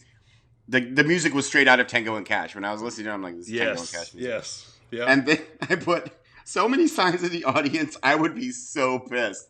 Like, imagine if you pay for a ticket to go there, and all you see is the back of some fucking goober's sign the whole entire time. I know. It was a sea of signs. Like, that's everybody all you had a see sign. people.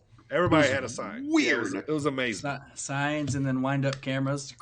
Yep. So that's what I had before the starts. For me, I just put the whole beginning all the way to from the crowd up until The Rock's entrance. Just screams 1999. Oh, absolutely. It really did. South Park, the signs, everything about it was 1999, and it was my childhood, and I loved it. All right, so The Rock comes out to open the show. He cuts a promo on Steve Austin. We got Terry Taylor and Kevin Kelly on commentary for this show, which they tried a bunch of different guys. But so this was a very heel promo by The Rock. He's calling Austin monkey trash, all his usual puns. Piece of monkey trash. He says he don't care who the ref is for their match. It can be Paul White or Mankind. He's still whooping Stone Cold's ass at Mania. And here he had the WWE Championship that was kind of the rounder, more circle. The golden, the wing dingle. No, it wasn't that one. It wasn't that one. Yeah, it wasn't the wing dingle. No, it was the solid. It was it's like the more plated looking one, rounded one. I thought it was. Yeah. That makes sense. So we see that all kind of happen.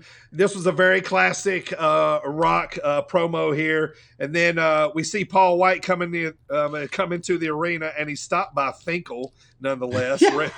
Who tells him, "Hey, show The Rock just buried you like a pile of dirt." And and they're not calling him Big Show yet. He's Paul White still. Yeah, Paul White. So, so he says that he's got to go talk to The Rock. So before we get to this first match here, what do you guys got for this Rock promo? Classic, huh? So I love The Rock so much. First of all, he has his General Cornwallis Winchester mutton chop, fucking sideburns, always the best. My favorite line of this is when he's going to send Stone Cold to heaven, and when The Rock gets there, he's going to shake his hand, but then pull it out and pull it away and slap him in the face.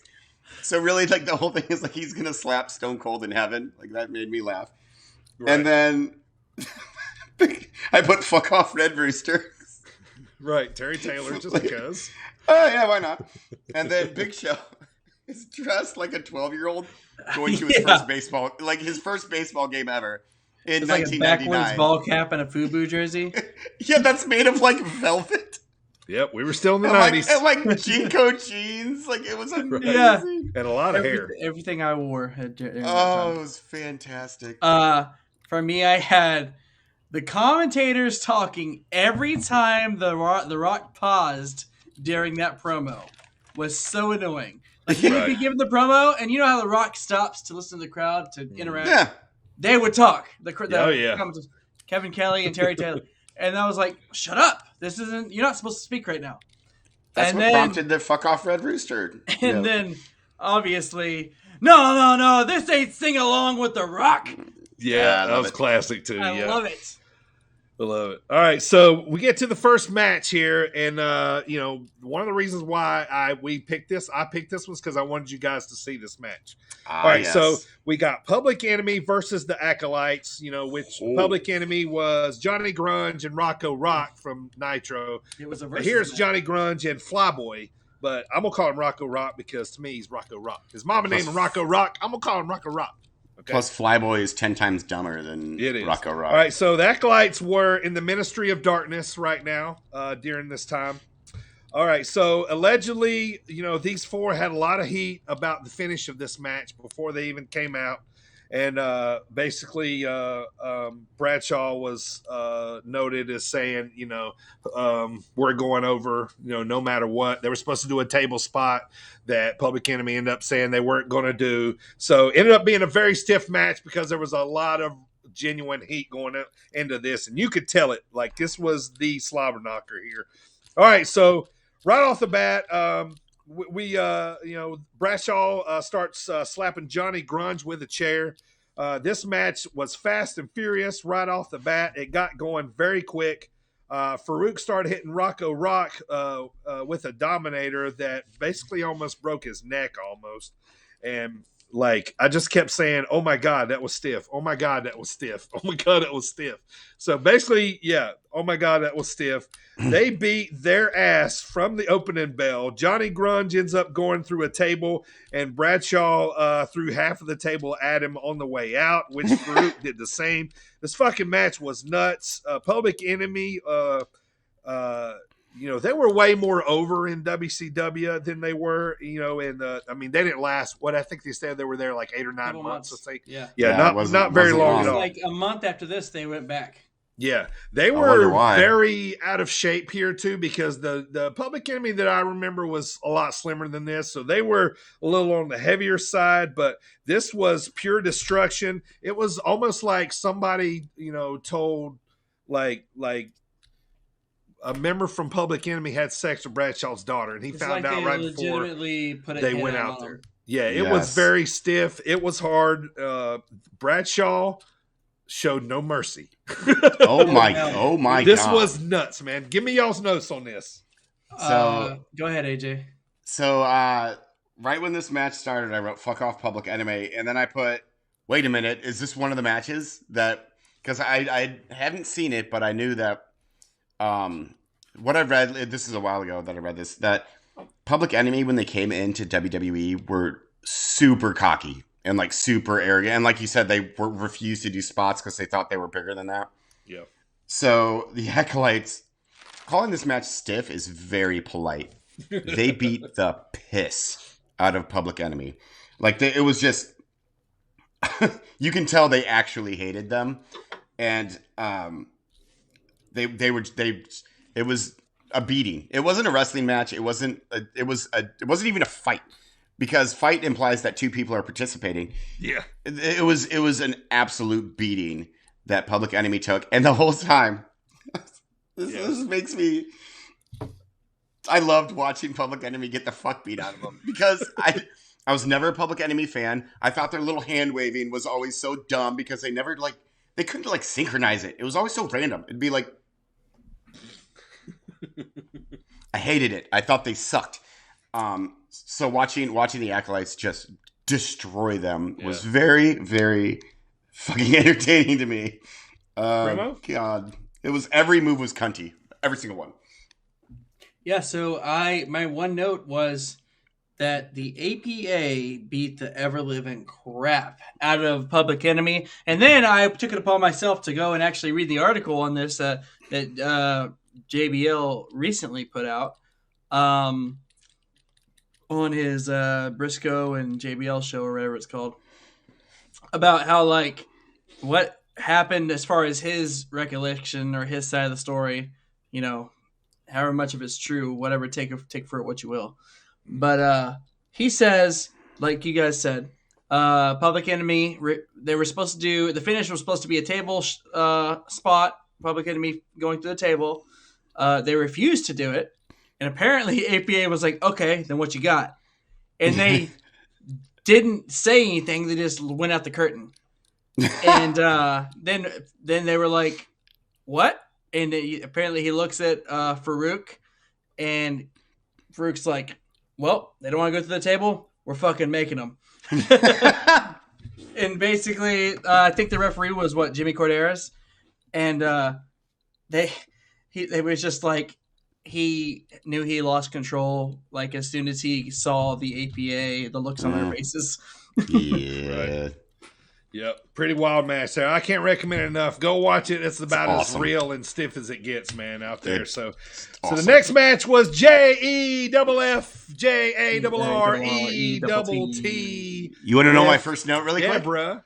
Fuck off, Deborah Jarrett. Michaels versus Road Dogg from DMX from DX. Oh, you didn't know? JJ is the tag what champion. I really want. Double J Jeff Jarrett is the tag champion with Owen Hart. And right here's the first time they show Kurt Angle sitting ringside for the first time. They say, his accomplishments and, all that kind of stuff. So this is when we see his face on TV for the first time. And this is when I noticed once again that, damn, really everybody in this place does have a sign. Wrestling is alive and well in 1999 for sure. Very much so.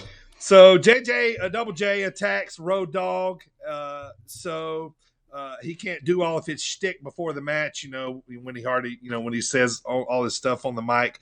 The match hardly starts, and Owen Hart comes out. Deborah gets on the apron of the ring, and then D-Lo, disguised as the Blue Blazer, hits Double J with a lowdown, and Road Dogg gets the win. And pretty fun little quick match there. And then a quick little spot to plug Sable in Playboy to kind of let you know where we are right now in wrestling. Did you guys have anything for that match? I did. So first I wrote "fuck off, Jeff Jarrett." And then I like the little line where they have like the ad for the CD, and I think Terry Taylor was like, how many Grammys did this win? And the other guy was like 117. That made me laugh because it's such a specific number of Grammys for one to win. Then I wrote "fuck off, Road Dogg," his stupid cornrows. I did love Jeff Jarrett in this match mainly because he interrupted the Road Dogg's fucking. Oh, you didn't know? Like, right. Shut the fuck up. How did you not know that D-Lo? It was clearly D-Lo as the Blue Blazer. Yeah. But it was so awesome because Owen Hart gets up on the top rope and there's D-Lo. I love D-Lo. And then I wrote, Sable is left-handed. How about that? That was it. That's all I had. Signing their Playboys? Yeah, he's left-handed. Yeah. Primo, what you got here? I don't have much for this match. Is this before or after The Rock goes to the women's bathroom? This is before. This is right before. All right.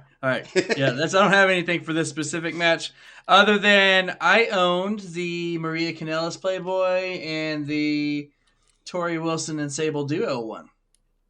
I didn't know they did. No China? No China? That was before I was old enough to own Playboy. Oh, was it? Well, you didn't go back in the archives? No. You probably had already seen it on the internet by then. I did. I already saw it for free. Probably. All right, so next match is Val Venus and Billy Gunn versus Ken Shamrock and Goldust. These guys are all basically fighting within each other. So Goldust and Ken Shamrock are feuding because Goldust kissed his sister, who is ringside. And Goldust ends up pinning Val Venus after a top rope suplex and then escapes with Ken's sister, and Ken chases them. So Billy Gunn and Val Venus fight each other in the ring instead. And then we get an awesome Mean Street Posse vignette, which was great. And so you guys got anything up until this point? Next up is the Kurt Angle debut here. Hold on, let me see if I can... Was this what did The Rock go to the bathroom during this part? I didn't put anything about my notes about The Rock going to the bathroom. Okay, he went to the women's bathroom. And I just wanted to say, because he poked his head in there, and then he just says, because he's like, oh, sorry, ladies. Sorry, I'm looking for for Paul White. And then he pokes his head back in there. He says, hey, The Rock says, wash your hands. Yeah, The Rock says, wash your hands. Yeah. Oh, which I forgot to mention earlier when The Rock was doing his first promo, when he was like, walk down that ramp, and he goes, don't run. So for this match, this is exactly what I wrote. I don't know if you guys are going to be able to read it. It says, I refuse to acknowledge this. This match. Okay. Yeah, there's a lot of guys in here you don't like. This is what I wrote down from this match, is that Teddy Long was the referee for the tag team match. Playa. Holla holla. Yes, sir. All right. I did, however, love the Mean Streets of Greenwich segment. Just because it was Shane McMahon making fun of himself. Like, I thought it was funny as shit. It was good. All right, so next up was Tiger Ali Singh. Now, right now, he's in the middle of this shtick where he comes out and disgraces Americans, lets them know that, they'll do anything for money, and they'll, so anyway, so Tiger Ali Singh comes out to do his shtick to basically shit on American patriotism. He pays people to do acts for money, saying Americans, they just want money, and that kind of stuff. So tonight's little bet, I guess, he's offering $500 for anyone to blow their nose on the United States flag. So obviously, Olympian Kurt Angle is sitting front row. He calls out Kurt Angle. Kurt gets in the ring. He had previously won gold in Atlanta just a couple years ago. So so Tiger Ali asked him if he would do it for $500, and Kurt says no chance. So then he offers him $2,000, and Kurt says forget about it. Then Tiger Ali offers him $5,000, and Kurt says okay, cool, I'll do it. So so Tiger goes into his I told you, all that kind of stuff. So anyway, so Tiger turns his back, and as he turns his back, Kurt grabs the flag of India and blows his nose on that instead. Then Tiger attacks him. Kurt gets a suplex on him. Tiger retreats as the crowd chants USA, and Kurt has a big smile on his face, and this is the very first time, folks, we see Kurt Angle in a WWF ring. How's that make you feel about that one there? So Kurt Angle being one of my, in my opinion, he's the best in-ring performer of all time. Okay. He's better than Shawn Michaels. He's better than CM Punk. He's better than everyone.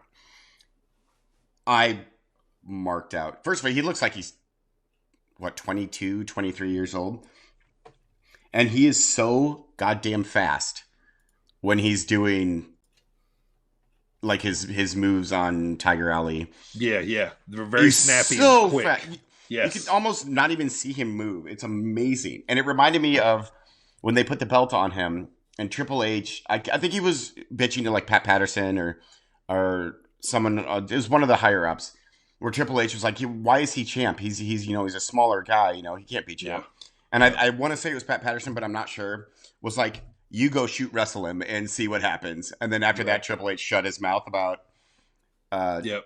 Kurt has humbled some people. Angle. I know that for sure. Yeah. He's amazing. Yeah. Like, he's so good. I was so psyched to see him. Primo, what you got here? I just have that Tiger Ali. He had shades on, he still made it extremely obvious that he was reading from his hand. Like he could have like not moved his head at all, but instead he was like, look at his hand. He did. And then also just that Kurt Angle already looks like a star. Mm-hmm. And I liked how they had him go back and sit down after that. To make it seem like a legit crowd interaction. Yeah. He was back in his front row seat for the next match, which was like Al Snow and Boss Man. So I also like once he sat down, he was like, he had a little bit of beaded forehead too, didn't he? Right. Yeah. All right, so WWF Rewind tells us that the Big Boss Man and the Undertaker are feuding. So that brings us to Al Snow and the Big Boss Man. Kurt's back in his front row seat, and Big Boss Man wins with a sidewalk slam, and the Acolytes attack him because of the feud with the Undertaker, and they chase him to the back. So you guys got anything on that before I take us home? So it was at this point in the show that I noticed the font for like the Heat episode and then all their little like titles for their segments and stuff. And It's like capital letter, lowercase capital. So it's like the sarcastic SpongeBob, where he's like, Sunday night heat. Or, I can't vocalize the sarcastic SpongeBob. It's like capital, lowercase. You mean like the logo on screen right now? Look at it. Like check out the Sunday night heat. Look at it. Is that what you mean? Yeah. Yeah. Exactly. Yeah. Thanks for paying attention. Awesome. I don't know. Thanks for watching the product, AJ. I'm just kidding. No, yeah. I'm just messing with you. But I don't know that I've never noticed that. I was just kind of noticed it as but it's big. That's the first time I noticed it. Yeah. And then I was mad because there was no Boss Man Slam. They called it the Sidewalk Slam. I'm like, they did, yeah. I was like, what the hell's the Boss Man Slam? Call it like it is. Show some respect. Interesting. I love Boss Man. Me too. I also like his stick tricks. Like I've always, even when I twirl? was a kid, I always was fascinated with his twirling baton trick. I love him. I always thought it looked so badass, and I still do. I like how whenever, first I put because in spite of JR from one of the Rumbles we just watched, I put, oh hey, it's Al Snow, that guy from Tough Enough. Yeah, right. And like they described, like they said, and the guy from Tough Enough. Then that's the same thing with the baton twirling, but I liked how as he's slowly backpedaling, he hits the still steps like come over here, boys. Right. Ding, ding, ding. You don't the warning want shots. Yeah. All right, so like to take us home here, scare away some birds or something. Right. All right, so to take us home here, they show Stone Cold coming in the arena. Paul White comes to the ring to say that he was hired by Vince to protect the title. And Rock calls him a Rudy Poo, candy ass. Of course, Stone Cold's music hits. Paul walks up the ramp. Austin sneaks up behind the Rock, gives him the Stone Cold Stunner, of course. Paul stands on the ramp, just kind of looking at the ring as the show goes off. Great. This was just a great Sunday Night Heat episode. We went home with a Stone Cold Stunner on the Rock. And 3 weeks from now, they're headed to Mania 15. So what do you guys think about that closer there in this episode? So there's a reason why he couldn't see the Rock, or the Rock couldn't see Stone Cold coming. Because it's just all camo. I think it's all camo, right? Looks like floating legs just coming in. Big Show utters the line when referring to the Rock. Step into his world and finish him like a man. And I wrote phrasing, Big Show. Watch your phrasing. Rock comes out and is awesome, as Rock always is. And then I just wrote, this is when I noticed that Big Show's jersey was made of velvet. And I just wrote, 90s were weird. But this episode was so much fun. I feel like we're going to, like the Saturday night's main events that we did, we're going to have just as much fun with it. At least I am, I know. Yeah, for sure. I had so much fun watching this episode. Being an Air Force guy, a prior Air Force, if anybody, Marks didn't know that, but I laughed at the Coast Guard Rescue of the Week. Oh, yeah, I forgot to mention the I Coast Guard spot. Rescue of the Week. Yeah. Just thinking how funny that was that the military got involved with the rewind. Yeah, right. And it was the Coast Guard. Yeah. The Rescue of the Week. Awesome. But then my last comment was, I like how this is a 1 hour show on Sunday that showcases mid-card talent, but also furthers the main storylines. So it's not just a mid-card show. Yeah. Yeah, this was great. Yeah, they got a lot in an hour.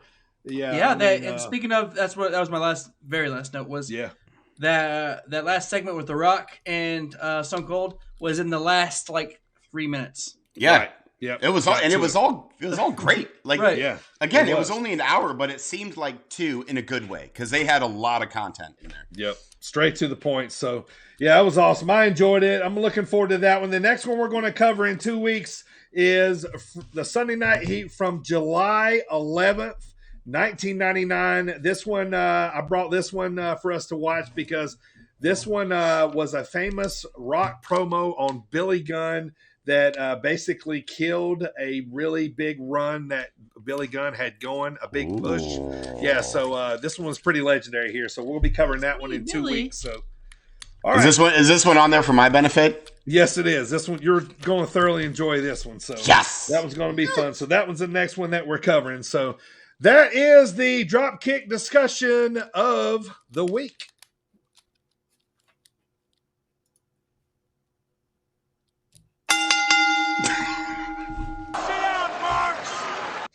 All right. Thank you there, Turtle. Appreciate that. All right. Next up, our interview. This one was a good one here.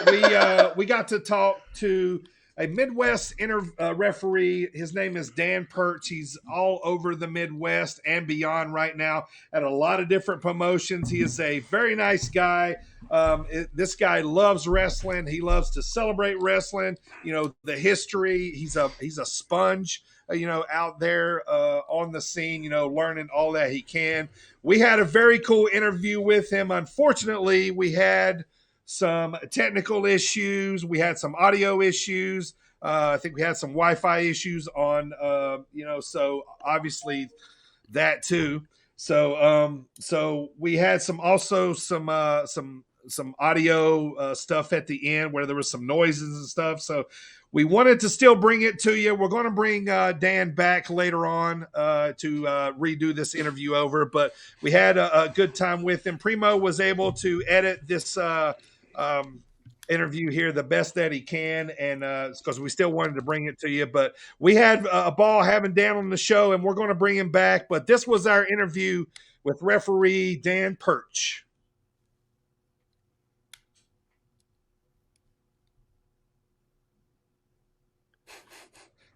All right. Yeah, we had some technical issues there, but, I thoroughly enjoyed talking to Dan. I want to talk to him again. I think he's got so much more stories to tell. It was really cool to kind of talk to a referee, wasn't it, guys? First time we'd had a referee on the show. Yeah, it was really, really cool, his perspective of everything, and even like how he got into refereeing. Right. Yeah, it's very interesting. I didn't know he was associated with the Beer City Bruiser either. That's cool. Wow, it was awesome. It actually made me want to kind of go to ref school, like just to check it out. Yeah, that's another thing. I didn't know there was a ref school.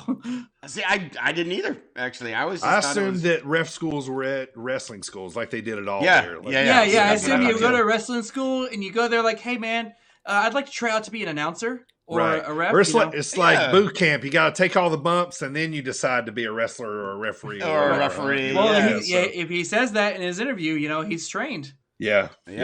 So it was really interesting. It really was. We're going to do it again. We're going to bring him back and have him back on the show. And we can't wait to see him at a show. But thanks again, referee Dan Perch, for being on the show. We really appreciate it. And we're going to catch this guy out there on the scene here very soon. All right, AJ, it's time to close the show. Where can you get the Sit Down Marks podcast? Tell the masses. You can get the Sit Down Marks podcast on Stitcher, iHeartRadio, Apple Podcasts, Google Podcasts, Spotify. There's some other ones in there, but most importantly, on SportsWire Online Radio right before the Thomas Bryce show at 6:15 on Friday and throughout the week. All right. Well, time to get to those MMA picks. Number one. There it is. All right, let's get to those MMA picks here. Let's all right. So AJ, coming into this week, you were 27-31. Oh, all right. So bad. You had 4 fights to pick from. You went 2-2 in the Bellator MMA, so that will hold you up at a nice 29-33 going into the next show, which is the show that weather pending, I should be at this weekend. Brian Battle is fighting Trayshawn Gore in the UFC this weekend on ESPN Plus. Make sure you check it out. We got a big card coming here. AJ, let's make some picks. Brian Battle or Trayshawn Gore, baby? Brian Battle, obviously. Absolutely. Like, come on. What kind of question is that? Right, yeah. Alvey versus Halls. Who was the first one? Alvey versus Halls. Alvey's funnier. Let's go with Alvey. All right. Rachmanov versus Harris. Obviously. Harris. Maximov versus Soriano. I didn't even think about that. Maximov versus Soriano. Did you say Maximo? Maximov. Well, whatever. It's Maximo in my head now, so we're gonna go. Sounds good. All right. Person. Main event: Hermansen versus Strickland. Hermansen. All right, Primo. Let's talk about your MMA lock of the week. God damn it! 5-3. He shook his head. 5-3 coming into this week. Last week you picked Benson Henderson in Bellator. I chose with my heart. He won by unanimous decision. Woo! So he took the win. So that will bring you to 6-3 coming into this week. I love the dude. I love the dude. I love the dude, but he hasn't been the same since Showtime Pettis knocked him out with that jump off the cage. This is true. I remember that spot. All right, so we got this big UFC card this weekend. You know, friend of the pod, Brian Battle is fighting. Who you looking at, man? Who's your MMA lock of the week for the gamblers? I gotta say, dude, you gotta stick with our guy Brian Battle. He is a lock. Lock it in, punch it in, whatever you want to do. Brian Battle is the guy. Yep. Here's your chance to make some money this week. I thought so. He's the underdog coming in according to Vegas, so here's your chance, man. Take Brian Battle to beat Trayshawn Gore. It's going to be a big, big fight there this weekend. Weather pending, I'm going to be there, man, so can't wait. So, all right. Weather pen pitting. Primo, what's going on next week on the pod, man? Or is there? Ladies and gentlemen, my name's Primo. Next week on the pod has the week off as the Marks take a week off for winter break. But fear not, for I am putting together a fantastic pod for you, highlighting some of our previous interviews on the pod. We will be back the week after with a fresh new pod and an interview with a very popular wrestler from Zawa Live, which we are the official podcast of. Stay tuned on who it might be. See, this is why you shouldn't be good at your job, because we get the week off. You have to still work. You sucker. He's going to have to edit and put out a show. So, but yeah, next week we're taking a winter break. Primo's going to crank out an awesome show for you, and we're going to come back in 2 weeks fresh and live for you here. So, all right, guys, I'll tell you what, man, we had a freaking blast in St. Louis this weekend. Oh my Give me your final thoughts on the weekend before we wrap up the show here. Well, it was obviously awesome to have third member of the podcast, Primo. Thanks for coming. It's great seeing you in person. You for driving a long time to come watch wrestling with us. Spent 24 hours driving, over 24 hours. Got to hang out though. It was really cool. Yeah. Thank you Dylan for coming with. So my overall thoughts on the actual card and show. I obviously being there live, it was one of the best nights ever. It was fantastic. And then watching it on pay-per-view, premium event, I could see why it got shit on a lot. Because, I mean, critically, this thing was panned big time. I can understand that, but at the same time, I can't, because we were there, and it was amazing, and I fucking loved it. It was so much fun. Like I know, the men's rumble, not a lot of surprises. Who cares? It started with AJ and Shinsuke. And it was dope. I even popped for Shane O'Mac, and I hate Shane O'Mac because the live experience is just so much better. So that's true. Yeah, so the live experience, that's one big thing here. The energy of the crowd is a whole nother level. Mm-hmm. If you've never been to a college football game or a live wrestling event, you should do yourself a favor and go to one of those two things, because experiencing a live crowd like that's on fire is amazing. Like I said, the pops for everybody that came out all night.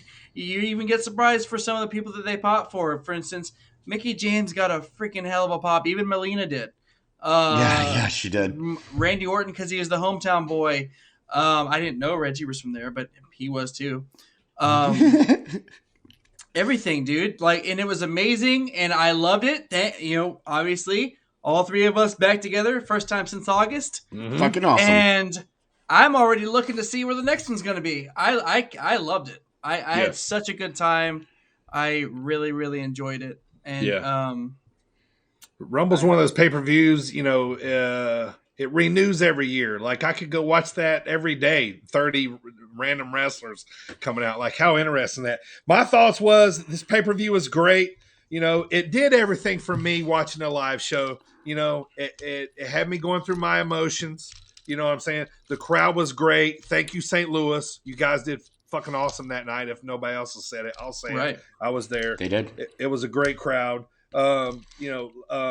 The Rumble will always be fun to watch live, you know, because of the pops, and you never know yeah. You never know who's coming out when that buzzer goes off, and it's kind of the randomness, and is just so much fun for it.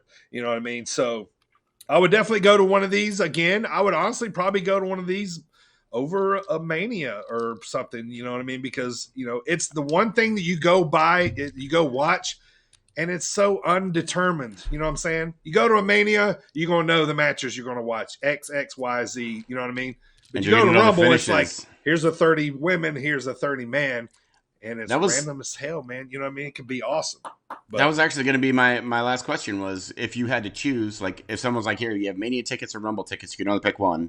I would go Rumble. Like I would pick them. It was so much fun. Well, I mean, technically that's what we did because the pod was originally going to WrestleMania. Right. Oh, yeah, that's right. Yeah. However, I'm thrilled that we chose Royal Rumble. Yeah, especially they announced now it that close to us, too. So yeah. Especially now that Mania is 2 nights, because I'd be pissed if we picked one of the nights that the night wasn't good. Same. Yep. But, like I said, overall, had a hell of a time. It was great. Yep. Thanks again, Dylan, for coming. Yep. Absolutely, man. Had a great time with Dylan. There is another note I want to say here. For anybody that's still wondering if the outside the stadium bootleg t-shirt guy is still in business, he definitely is. He's alive and well. $20 can still get you a bootleg t-shirt outside the stadium. So we seen that firsthand coming in. But so reminder, everybody, we're going to be on a winter break next week. We'll be back in 2 weeks. Hopefully. I'm off to Vegas, so we'll see you guys soon. Quick announcement. Your boys, the Sit Down Marks podcast, in conjunction with SportsWire Online Radio, we are coming to the Northeast Sports Channel on Roku. So if you got a Roku, go download that Northeast Sports Channel. You can listen to the Sit Down Marks channel through there. Really excited about that. Thomas Bryce is working hard, getting our pod out there, getting the name out there. Man, this guy is making some moves here, yeah? Yeah. Can't thank him enough. Quit looking at that trophy. Really can't thank him enough, in all seriousness. He's awesome. Right. He is, fantastic. Man. All right, guys. It's time to go home, man. Any last notes here before we go? I'm going to miss you guys next week. Yeah. The last time we took a week off, it felt so long. It did, yeah. It did. So as far as notes go, AJ, acknowledge me. And that we'll be pumping out this episode this coming week with some of our best of interviews. Be sure to check it out, and we'll see you in 2 weeks. Whenever you're ready, sir. No. I'm waiting. Grab kick.